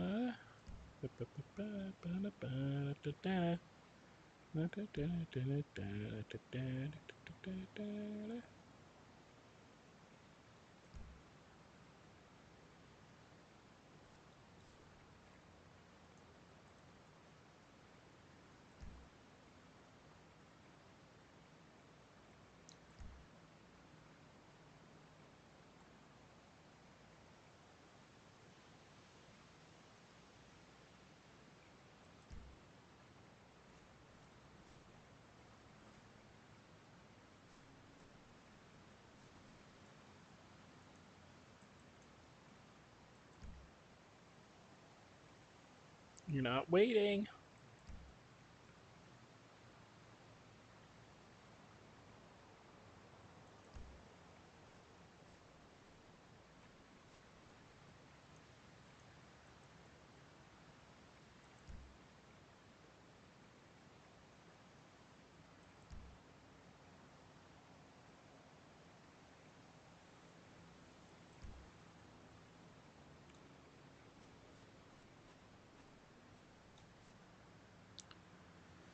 Okay, what we got here?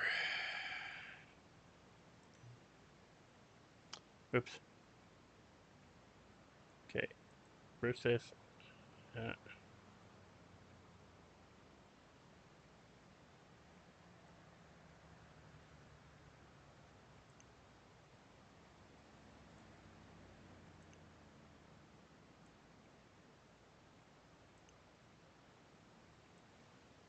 no. Can I put 8 pounds? Yes, I can.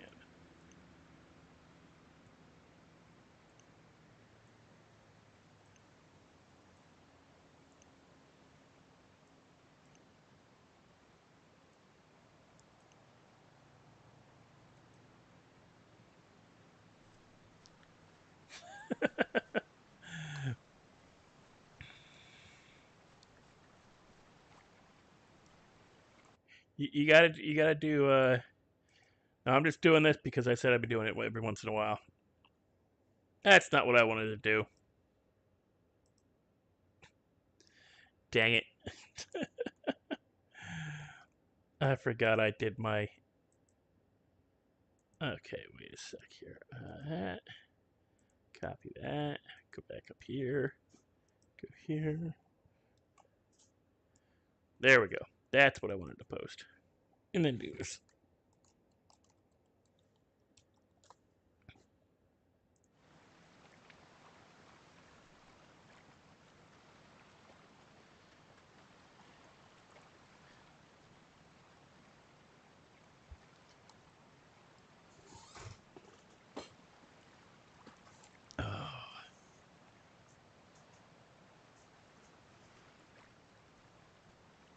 Guys, I'm going to be right back.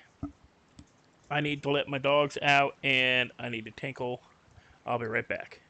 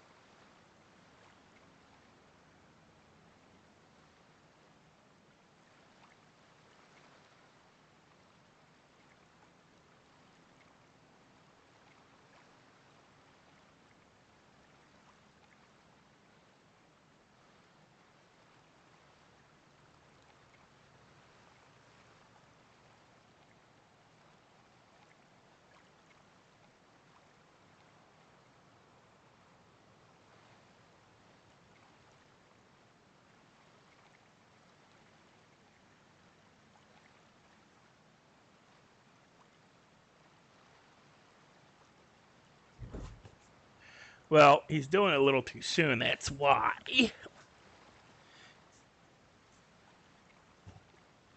You wait another minute.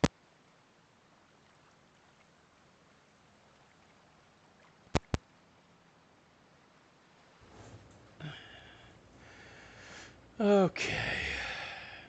Back to panning.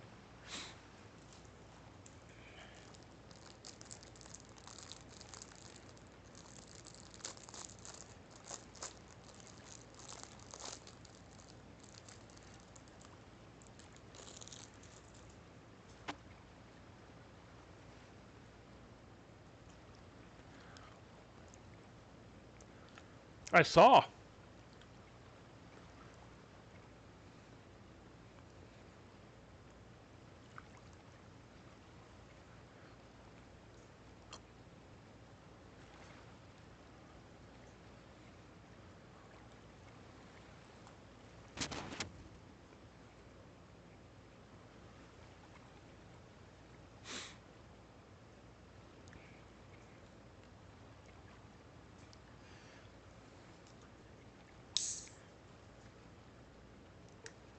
So yeah, the plan for tonight is to get a bunch of the higher quality weed, sell tomorrow, during the day, when most likely Opie's going to be tearing up the city. Hopefully he's not a cop. My luck. He'll be an on-duty officer tomorrow, and my ass to get caught selling by him.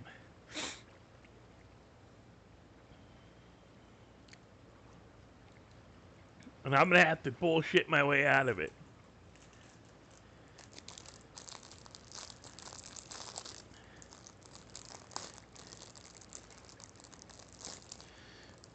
See, my plan is, if I ever get caught selling, and I'm down pretty good, like I've sold a bunch already, I'm gonna claim I bought it from them.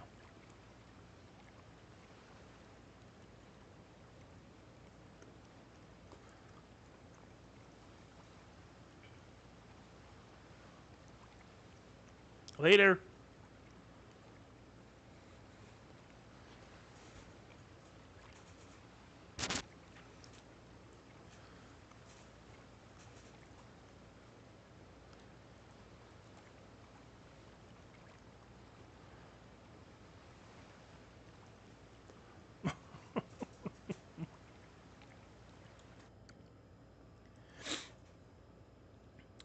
See, that that's down bad on you, Dalton. Yeah, because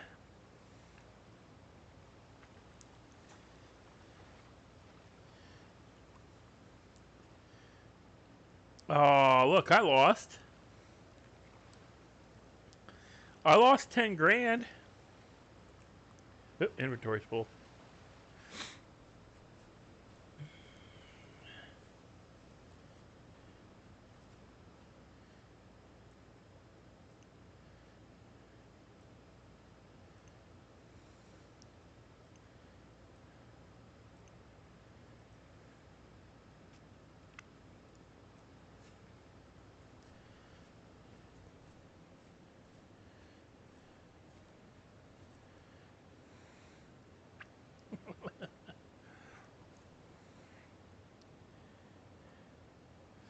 I still loved when they started that "he stole my berries" thing from Elite. They got toxic enough that French brought in blueberries just to screw with him. As a food item, they brought in blueberries. I thought that was hilarious.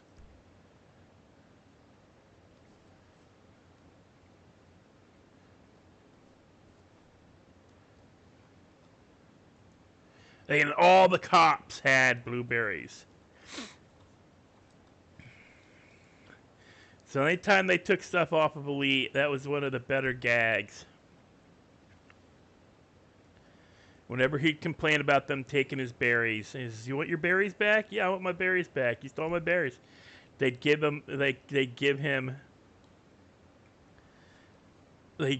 actual blueberries. They don't give him like his stuff back. And the first time, you could hear it in his voice. It's what is this? And what's even better is the fact that they don't do anything. They're not edibles. They're not, so you get no food nutrition out of them. At least the ones I've seen. They're just berries.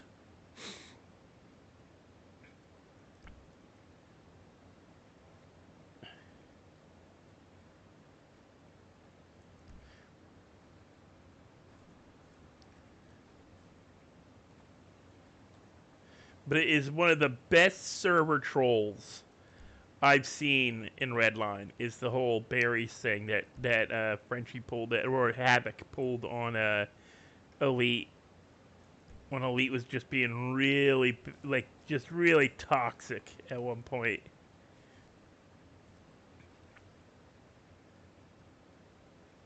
For a good couple of weeks straight, he was being really toxic. Going on and on about the my berries, he stole my berries, he's trying to steal my berries. And they brought in, like, they had actual, like, an item, blueberries. Or, I don't know if it just said berries or if it said blueberries. They were an actual item that you could be given in-game. And all the cops had them. So every time he got nabbed and every time he complained about getting his berries stolen, all the cops that, any cop that called him goes, "Oh, you want your berries back, huh? You want your berries? Here's your berries." And they'd give him a freaking, 10 or 20, they just, like, full on, like, buried him. Has buried his inventory in berries. I think even it was either Havoc or it might have even have been Elanip who started it, where he was just like anytime they found like one of Elite's cars parked, or anytime they got into his cars, they were putting him in his thing too. Same thing with like Lauren with the bananas thing.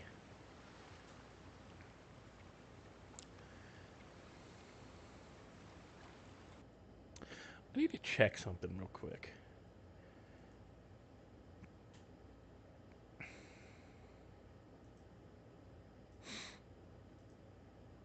No.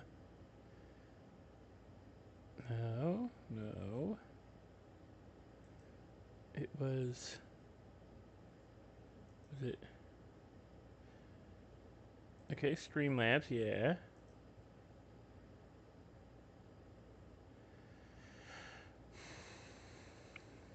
Streamlabs music on. Gotta tune up. Thanks to new partner. Strong creative beta.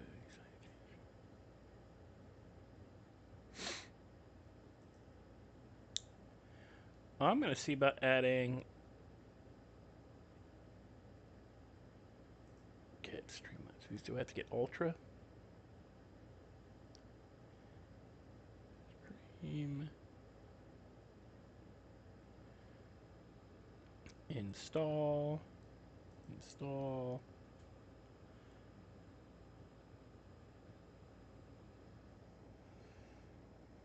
Oh, hey guys, I added music to my Streamlabs. So let's see how this works. Okay, wait. Here it comes. Themes? No. So pull that up. Is it under widgets? So it was on the left. Is it widgets? Widgets gallery. Chat box. Oh, okay. Alert box. Manager. Chat box. Spin wheel. Bit goal.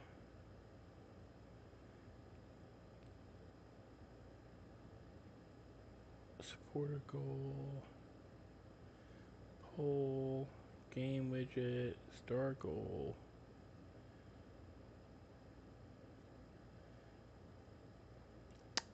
Dang it. I'll have to find that later.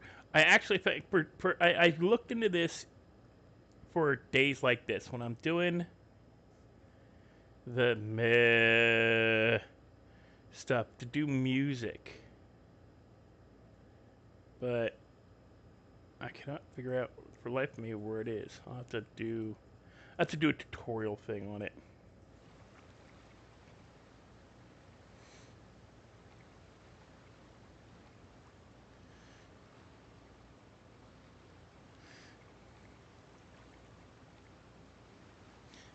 Stole your berries.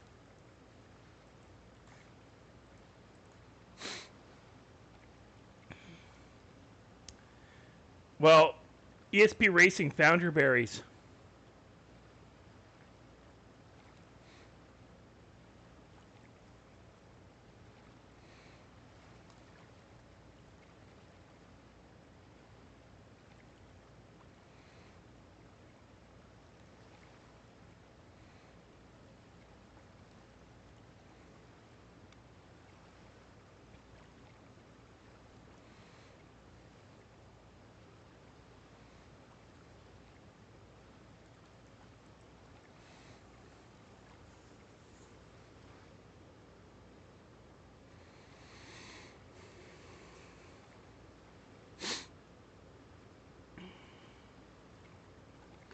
Yeah, you're right behind Dalton, but you got a ways to catch up. He's like 80,000 ahead of you. Just under, about 775,000 ahead of you.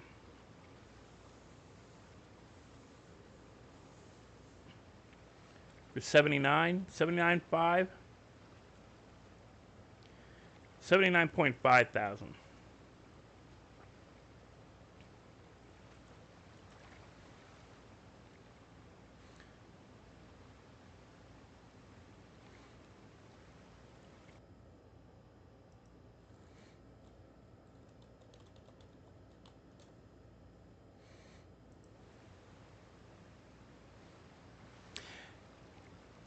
Yeah, ESP, we were talking about that. They originally brought them in to piss off Elite.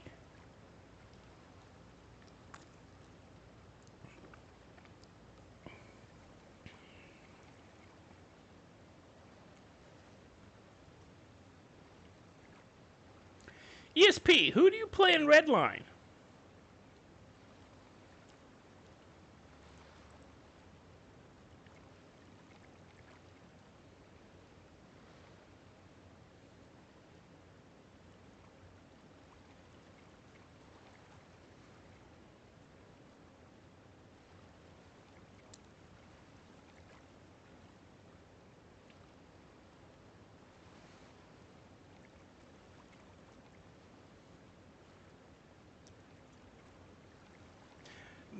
Other than a like thumb their nose, it was meant to be a troll thing against Elite, because you know Elite was like, they're trying to steal my berries.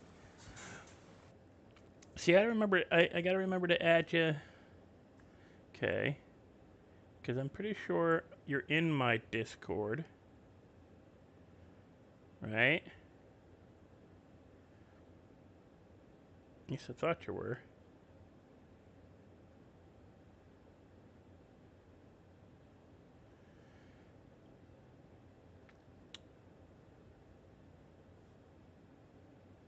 Eh, well, it's too much effort to work right now. But they're originally made to bug Elite, because he was, you know how he's always, you're stealing my berries thing, you know, he always yell Matt. Well, so they went so far as to actually create in-game berries to steal from Elite.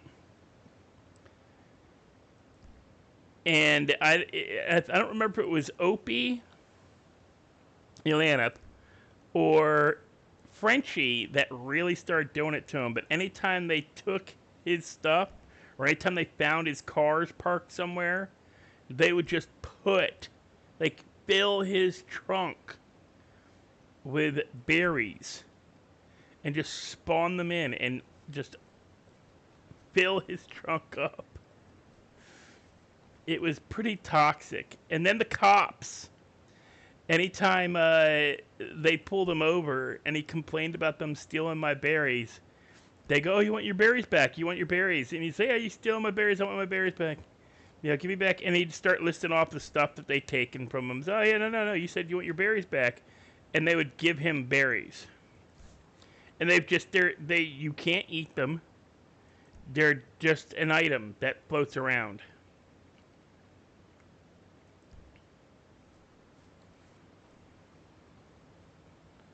It's just random. They're just this random in-game item that everybody eventually gets one of, at least.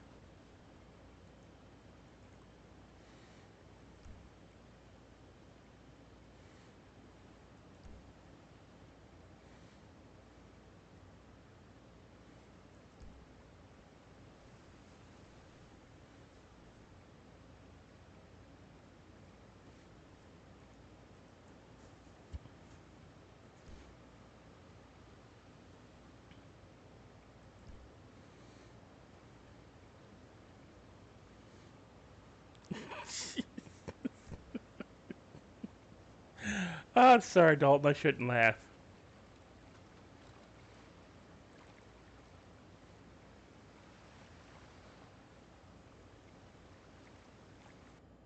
You got about 2 more hours to recover.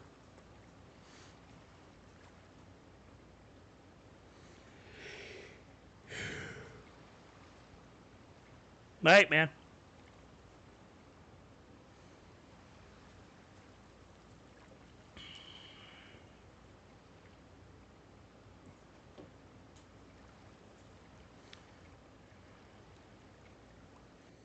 Everybody, don't forget to check out my, my brand new book that I put out.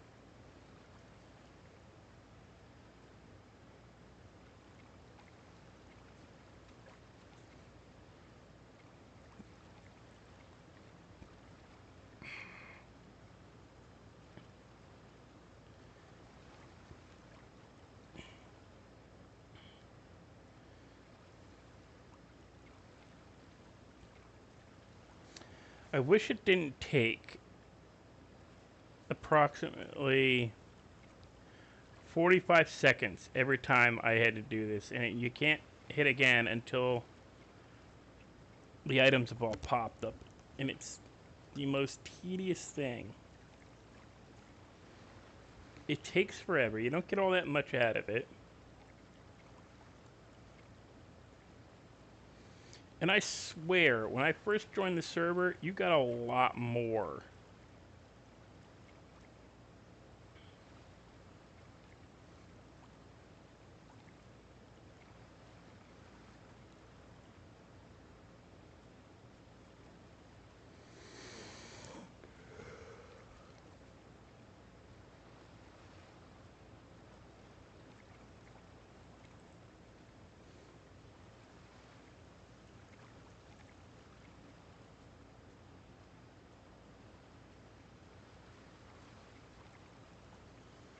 Oh, selling a Winky for 4K. Hey.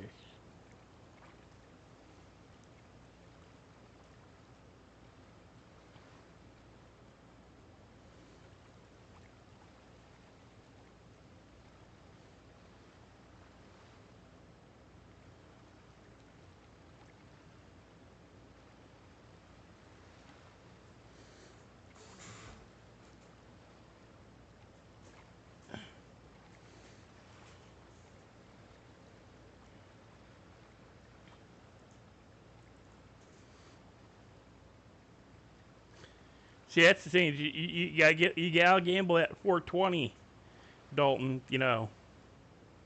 Now it's tradition. You never win when you try to gamble all.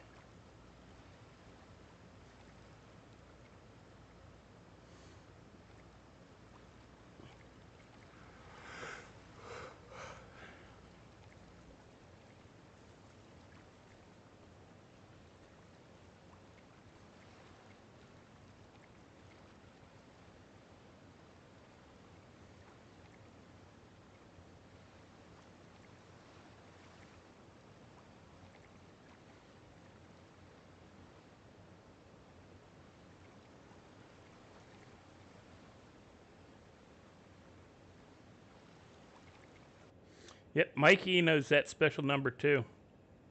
Wonder how he's doing lately. Tito, what's the other?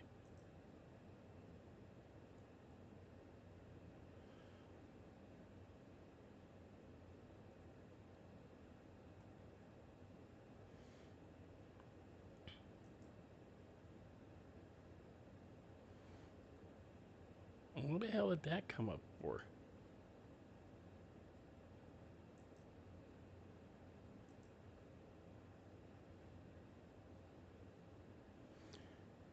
Seemed like a weird thing to come up on my Discord.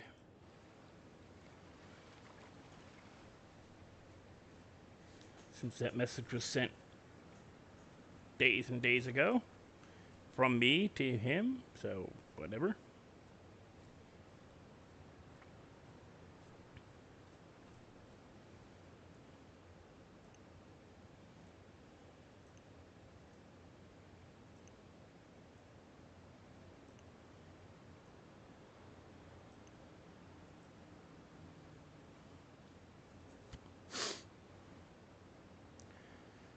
Holy crap. Almost an hour and a half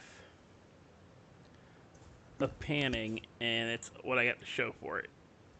15 gold, 21 silver, 9 stone, a lot of cans, and a lot of bottles.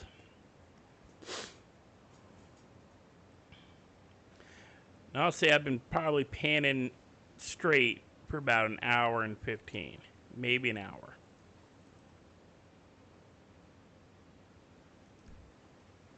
How many more run throughs do I got? 40 and 40, so that's 6.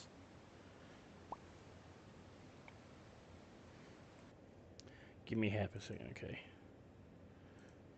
40 divided by 6. I got 6 more run throughs. 6 more run throughs, okay. And we're at what?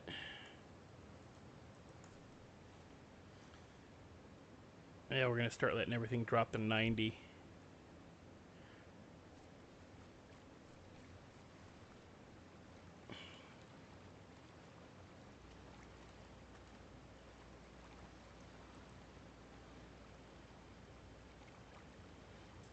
Should have bought should have bought 100 of each and not 90 of each to cover the overflow.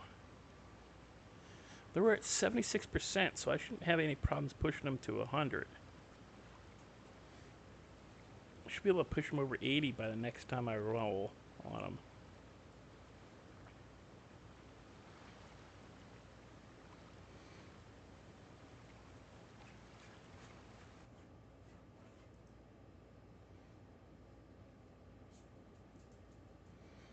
Apps manager.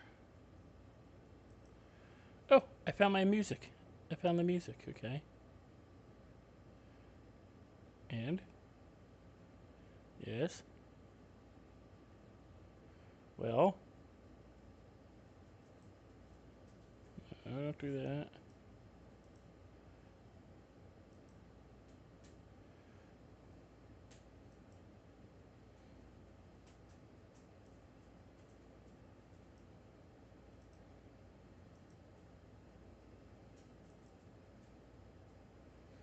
Okay. I should. Why am I not? Okay. Install. Yes. Okay. So why? All right.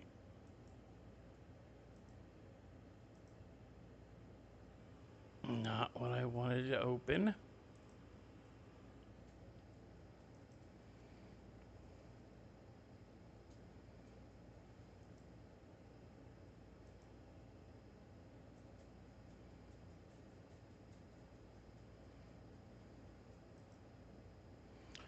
Okay. Just close the app. Streamlabs, you are not the most intuitive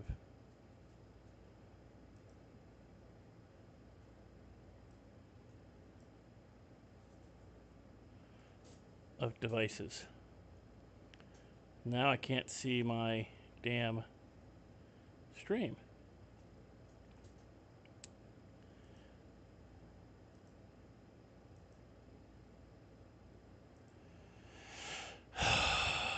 Christ on a cracker.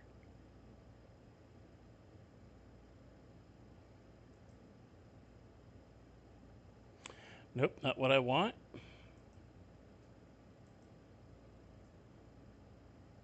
Not what I want. Go to my stream.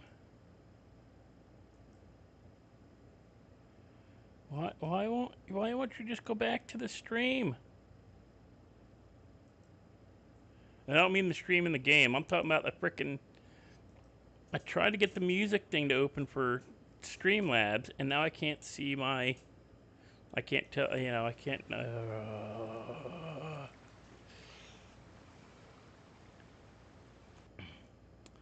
Sometimes.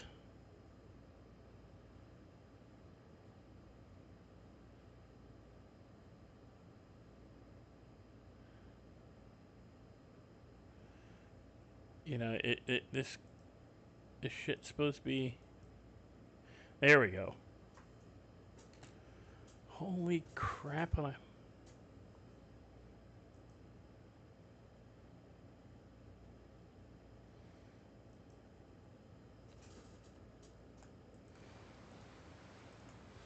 Yeah, I tried to improve it so I got you guys some music playing. Gonna have to look at that later with the do a tutorial.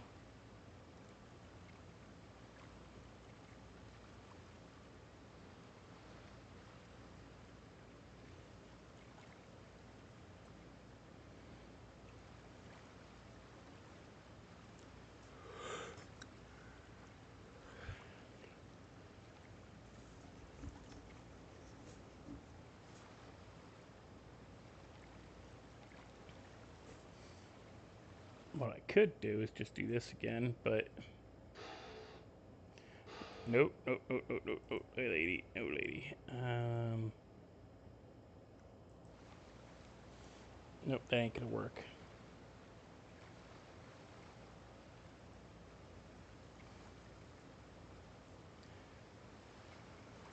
There you go, Dalton.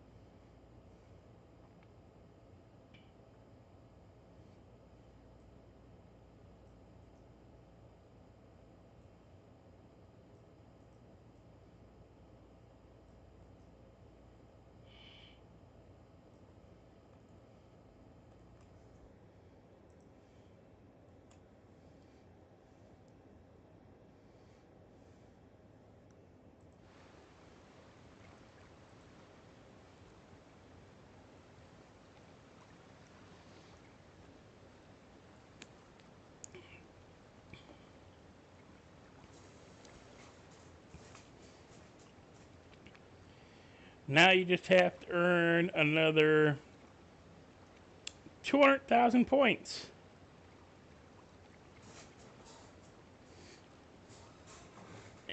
And I think you can beat Mikey.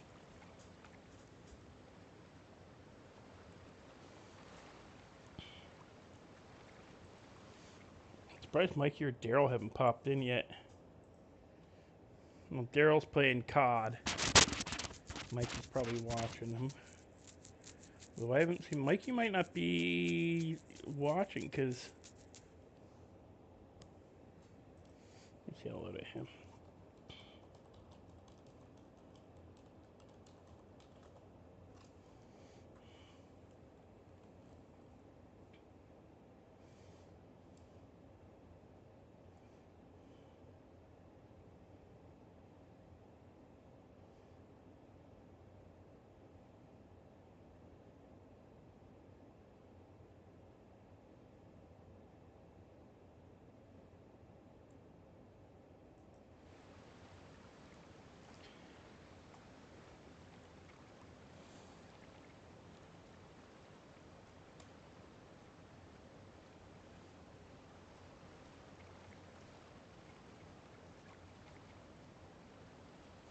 See, the worst part is that I know that the reason Daryl probably pulled on Grandpa and took him hostage and threatened him is because that's what Mikey told him a drug dealer would do.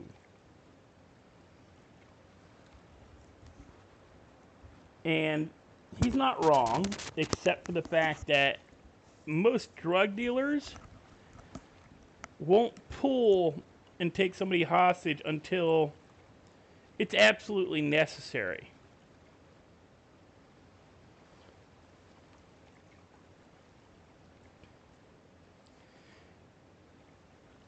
And Mikey's gotten Daryl to do some dumb shit to create an image that Clutch has no clue how to play. Like the whole meth thing. You know, Daryl comes across like a toddler with candy, not like a meth head. Bob comes back across a little bit more better.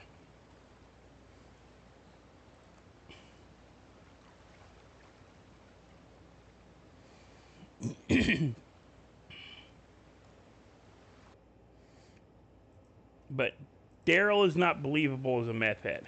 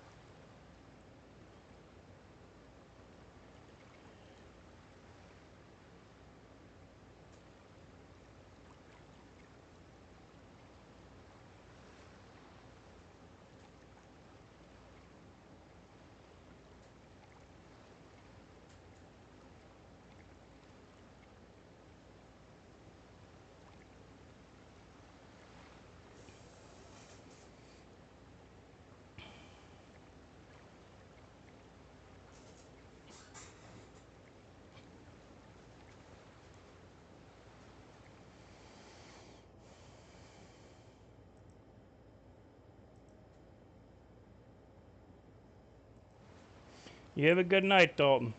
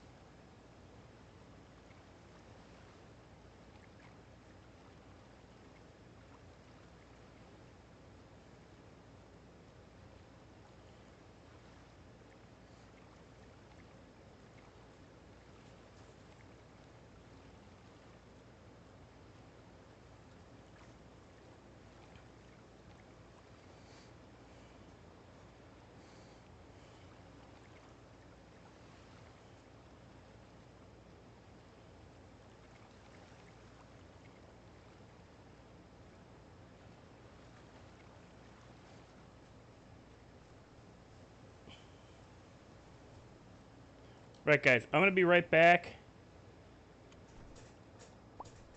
I have to use the restroom, so please bear with me.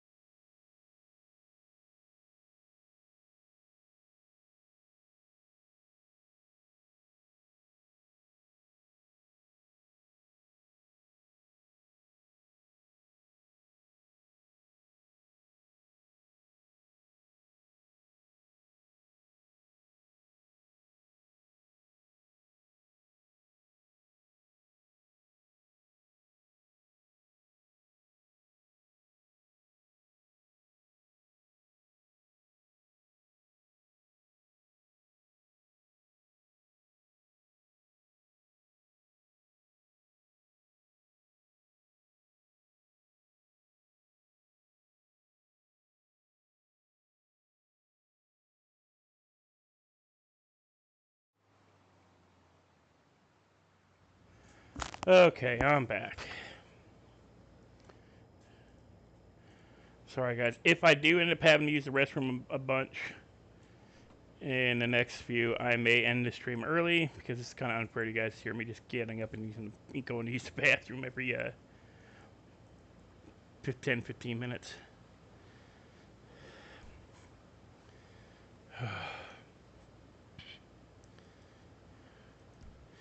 And with some of the medications I take, that's what ends up happening because that's the way they're designed to make me flush out.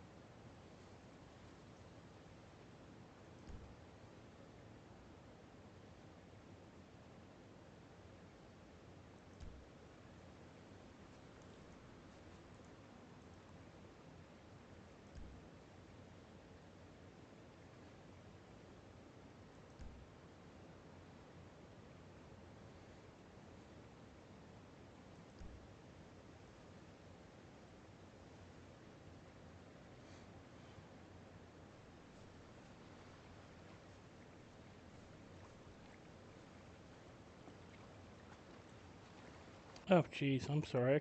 I could have sworn I turned that back on.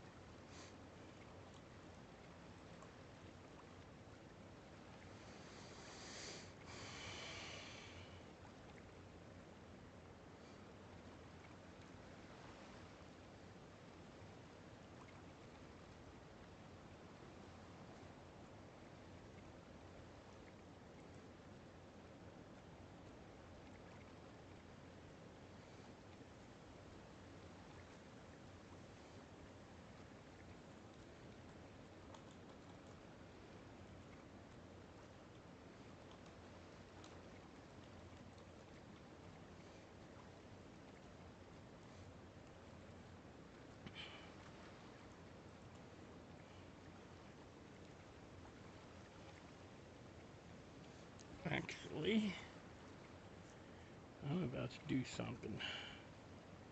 I'm going to hit all the plants one more time. And I'm going to take what I got.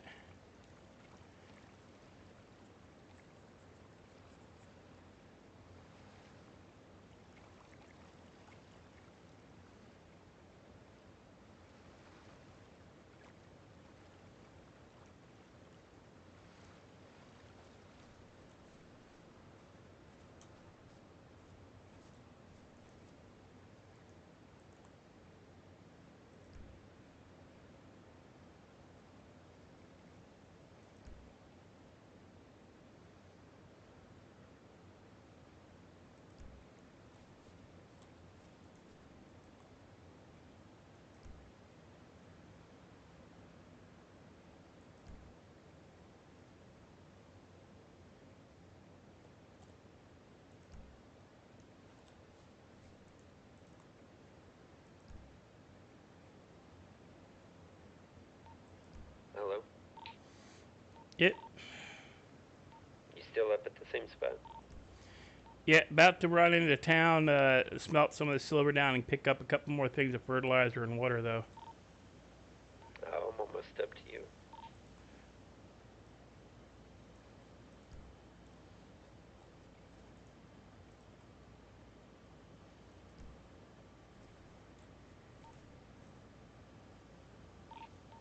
Yeah, if you're still up there, I'll meet you up there, and then we'll just say hey for a minute, and then we'll go our separate ways again. Yeah, I'm still here. Almost there. I'm still here.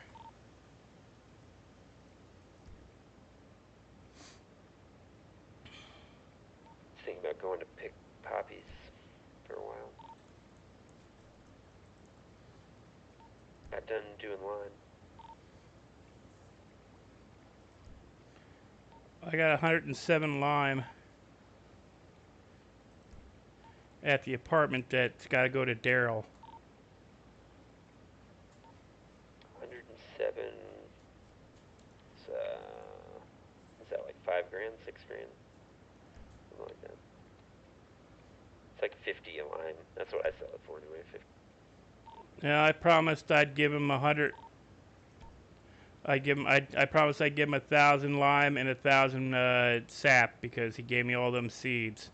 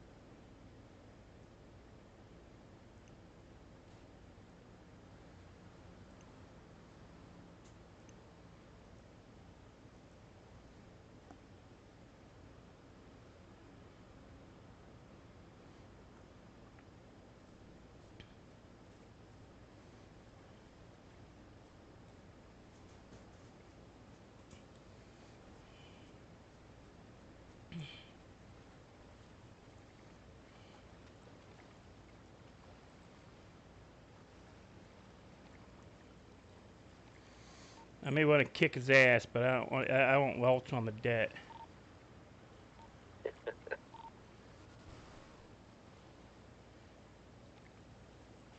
Don't hit those. You won't like it.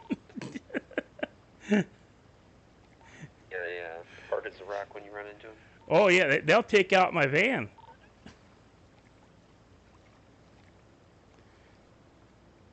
Yeah, they'll take the van out.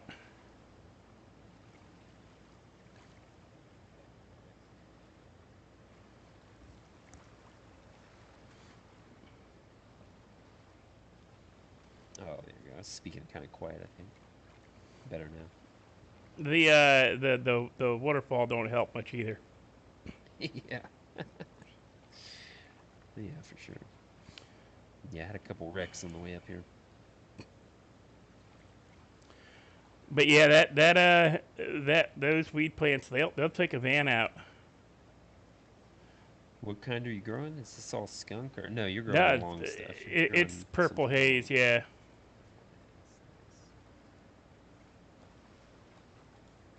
yeah, it's got about another 2 hours. Yeah, this is a nice little spot. Good spot you got.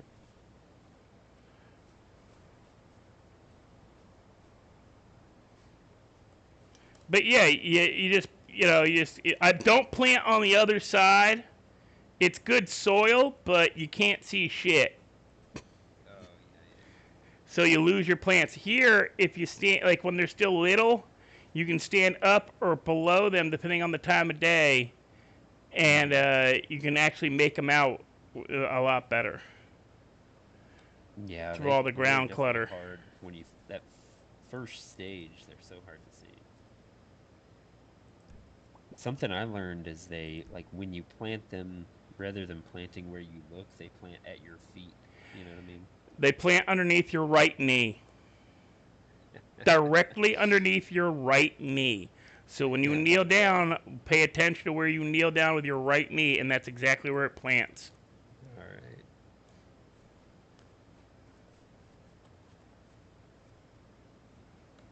Did you see a little while ago somebody was selling a Winky for 4K? Yeah, that's Alexander. I know Alexander.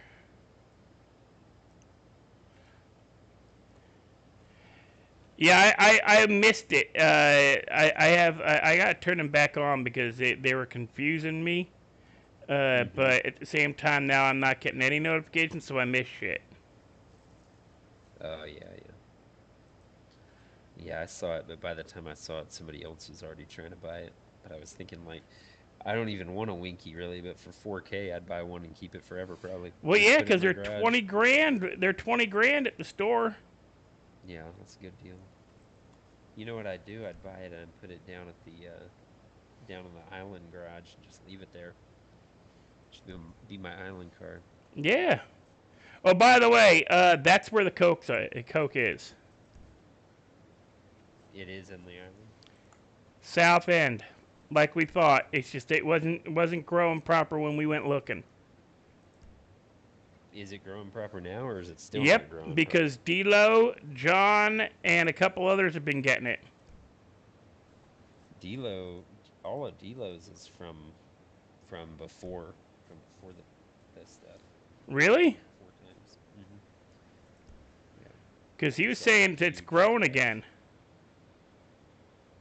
No, I could go look again.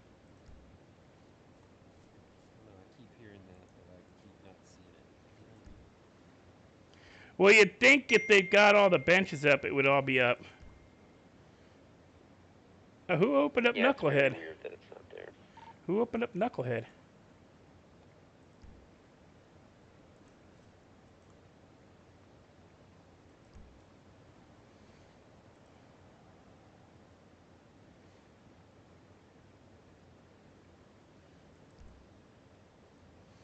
Who's Carlos Ramirez?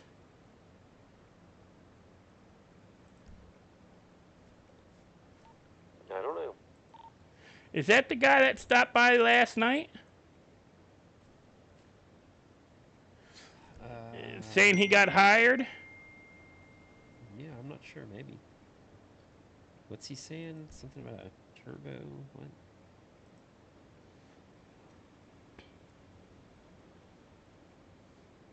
25K turbo plus tinted windows. Yeah, no thanks.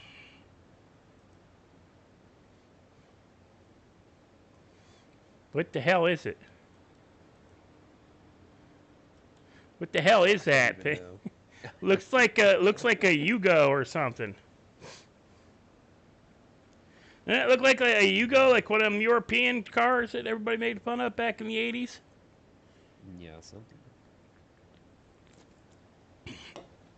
All right. I guess I'm trying to decide if I want to do SAP or if I want to just go to bed. Hmm. I should probably go to bed. It's a tough call. Man, I wish we could get one of those planes. Look at that thing. Cool. Yeah, watch it. It'll do a weird thing over here past this tree. Oh, we'll come back in a minute. Yeah. It also occasionally crashes into the side of the mountain over here. It will scare the bejesus out of you. You down here minding your own business and then a plane crashes. Yeah, all you hear is a big boom and the ground shakes, and then you hear a bunch of then all the Mexican immigrant migrant workers come running off this hill down Mm-hmm. here and off the Mm-hmm. side. Yeah, Wow.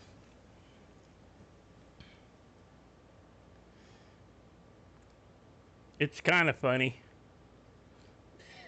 Yeah, it does sound pretty funny. Yeah, there's just random explosions in Polito too. Like, supposedly, Dilo says it's the locals like wrecking into the wall by the gas station too fast and just blowing their cars up. Yep. Also, occasionally they will actually hit the pumps when they pull in, or there's a Mack truck that rolls in once in a while with a trailer with Mm-hmm. gas. It's a gas trailer, and occasionally that gets blown up at that gas station. Wow. Yeah, me and Marley were sitting there one day when the one walked in, and we watched its trailer wagging like a goddamn dog tail. Yeah, some of them are pretty crazy. And I'm like, should we move? And she's like, I don't think we could get far enough away. And it was right before the tsunami, so it was like, does it really matter?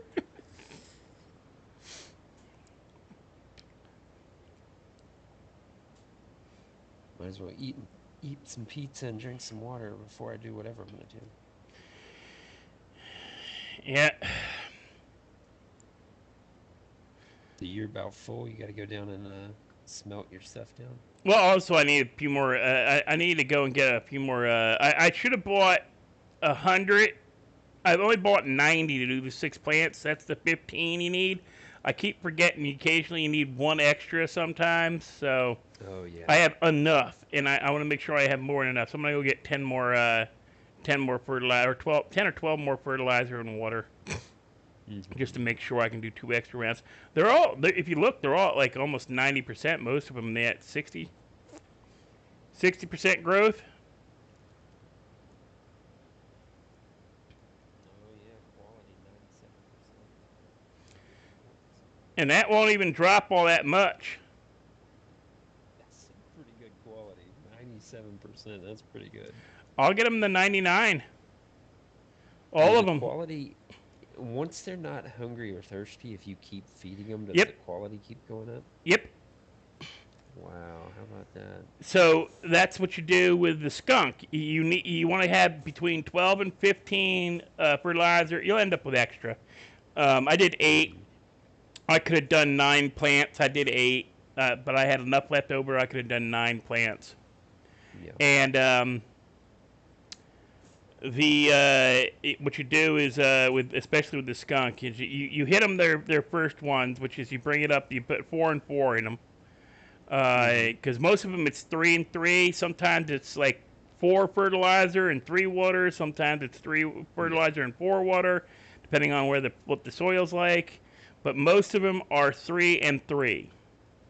So I hit 4 and 4 on the skunk just to get that start where it jumps it from like 16% to 40 before they hit 20% growth. And at 20% growth, I just hit every plant double until they get to 80%. And then the minute and that's why you plant them in stages.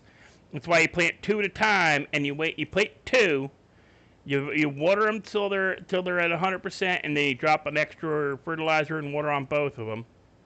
So that's usually like 4 and 4. Once they're done, and by the time you're done doing that, they should be at 20%. It takes like 2 or 3 minutes to get them to 20%, and then just plant 2 more. And you do the same thing again. And you plant your 2 more. You water them. They're 4 and 4. You go back to the first set. You water them twice, and fertilize them twice. And you go to the second set, water and fertilize twice, and then you plant a third set. Water and feed. Start back at the first ones. They should be up to 60% by that time. Double down on them again. Double down. Double down. Plant your 4th ones. Come back to the first ones. They should be at 80. Then you dump on the fertilizer and water until they're at 100%. Then you hit all your other ones at 20. You double down on all your other 3 other sets, and then you come back to the first ones and you try to hit them one more time. You should be able to hit maybe 1 water, 1 fertilizer. It won't matter which kind, but either one will get you, keep you at just at 100 when it flips to that. When it jumps from 80 to 100. Wow. And you've got 99% on both those 2. You pick them. You go to those. The next set should be at 80. You hit those double. You just dump until you hit them to 100. You move to the next set. You double down. You hit your original 4th set. You double down them. Come back to the first set, and you should be hitting them for a single round and harvesting, or they might even be harvestable already. But by the time you get done harvesting the 3rd set, the 4th set will be ready to go. And I grew and harvested 8 plants and bagged in under 45 minutes. That's crazy. How many, for these like higher end ones, how many fertilizer and water do you need for 1 plant? I've been averaging 15. 15 of each? Yeah. But, you want to keep extra because sometimes the soil's a little better and sometimes it's not, kind of this issue. Yeah. So, like down at the beach, I was averaging 15. Here, I kind of do about the same, a little better, a little worse, depending on where the spot is. Like some of these sandier spots, you got to add a little bit more water, and, it's weird. You know, you'd think because this is the grown area of the vineyards. I haven't thought to try to go up the hill over there and grow up there because I don't think you can. I don't think you can pan that Like far up. actually in the Yeah, vineyard. in the vineyard. Yeah, to kind of hide the plant in there. Yeah. Maybe talk the migrants into helping you out a little. If I wish we could, it would be, Yeah. but then you have to come. But yeah, I told you I doubled the amount. What did he say? He got 300 from those 15 plants he did. Yep. D'Lo said he got 300 bags out of the 15. Yeah, I got over over 675 Wow. by pushing them all Yeah. to 9. So it more than doubles what you get. Delo's been telling me he's getting like up to 60 a bag for skunk and Yeah, and well, bulldogs. that's because he's in a gang. I know, but when I checked it in there, I thought I was only seeing like 40 something back when I was on menu. But it also might be his reputation. If all he's Well, selling is the weed. he's like he's in the same thing that I'm in, everything. Yeah, I don't know. I Yeah, think but he'll even sell it, but Marley says she gets better prices than Daryl interesting, interesting. because Daryl stopped selling weed and stopped selling Yeah. heroin now on the street. He's doing the bulk stuff now. hmm I guess he Look at needed that some truck. quick. What's this truck doing? Did you see that?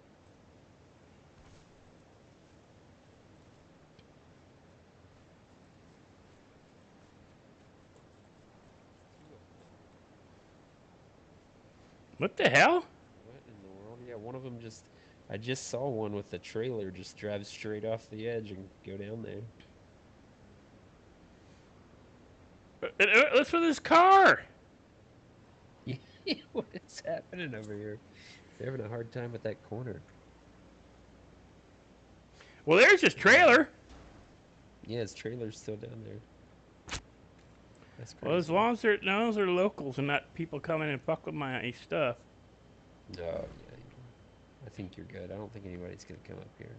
Well, let me go down and get town and get that fertilizer before these things get too far along. Yeah, I'm gonna fly out. I think I'm getting tired. All right, I will see you See later. you later.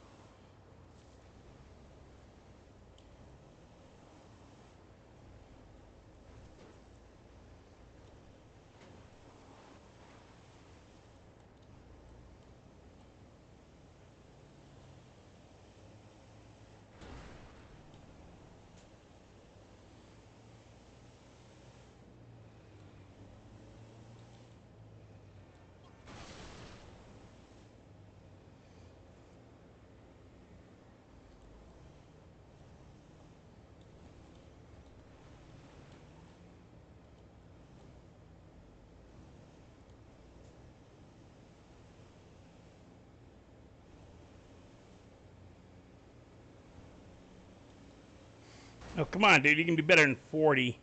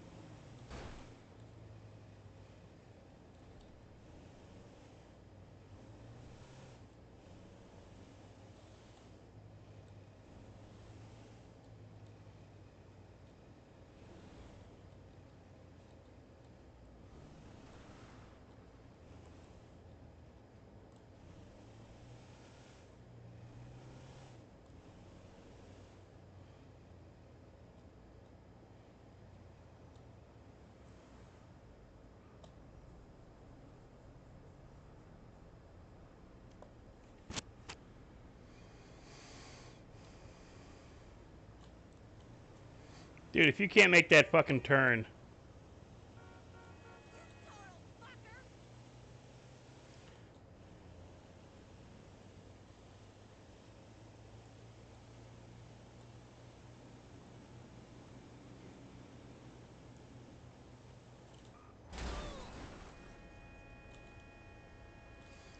Fucking cut me off.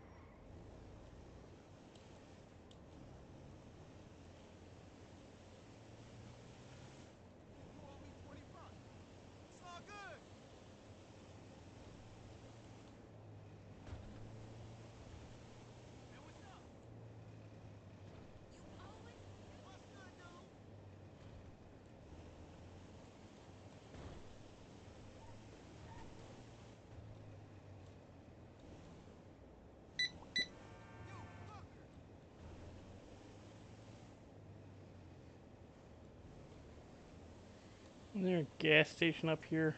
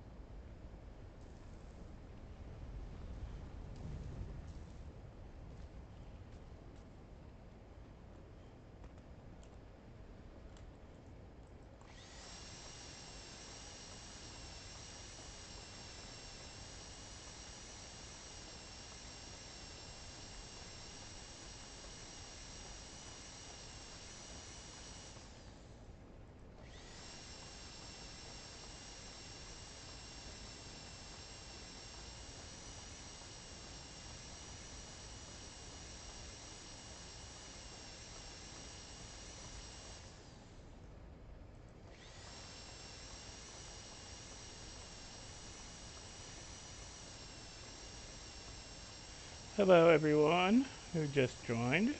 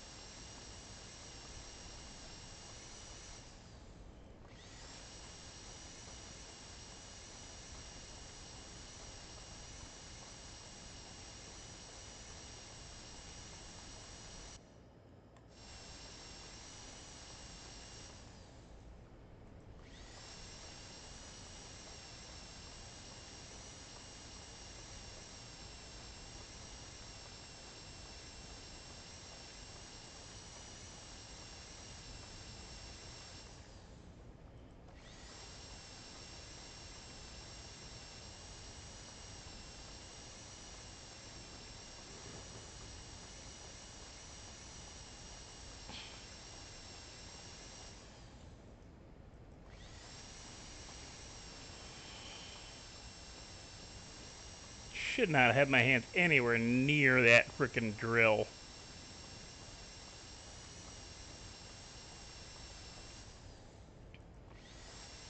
It's a hand press drill. That's, you know, his hand should be on that 3-prong turn on the side. Here I'm sticking my hand right where the rock is with the, yeah, no.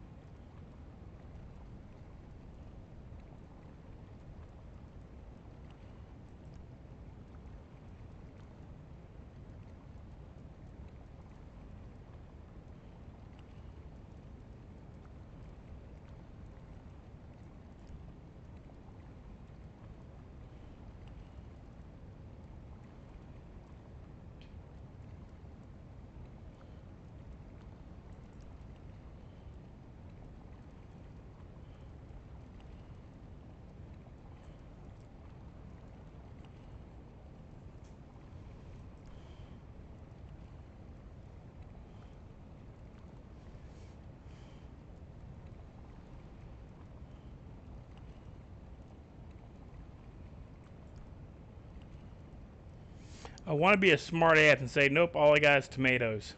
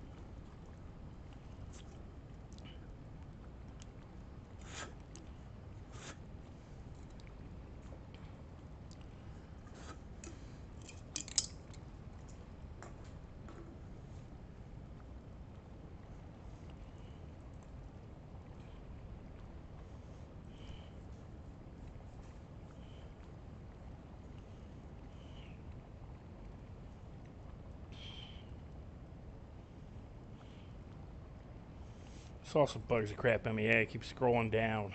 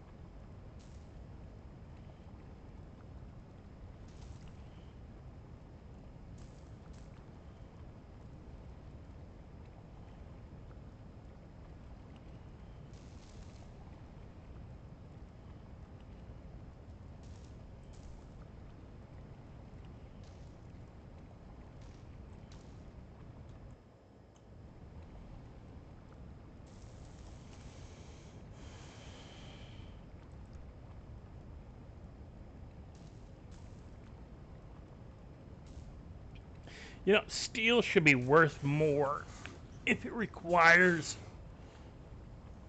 multiple things to make. Requires iron ore and carbon. It should be worth more than $2. If iron's worth 3, it should be worth 4.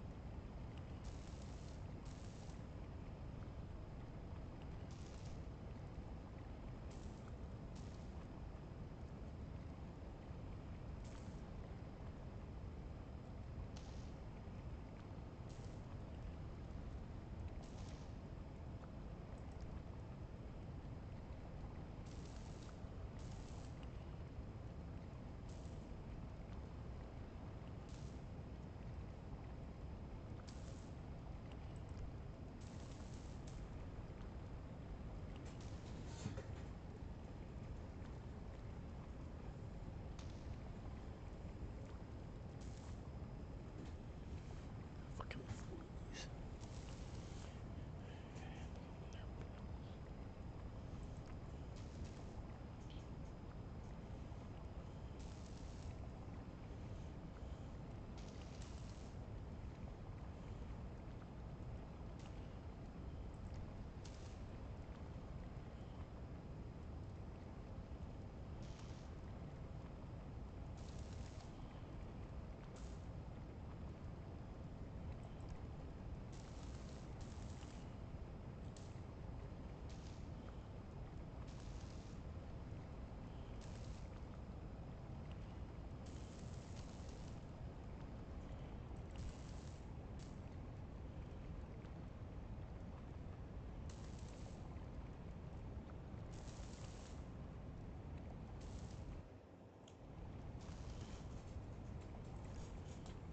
Right, everyone. As I said, if I had to get up and use and run the restroom again, I was going to end the stream early. And I have to hit the restroom again. It's going to be about another 15, 20 minutes before I get back. And by that time, it will be stream over anyway because it'll be wipe. You guys have a good one. I will see you next one. Again, don't forget to pre-order my book. Link is in the description. So is the link for my original book. And yeah, you have a good one. Thanks again for being with me, and I'll see you tomorrow.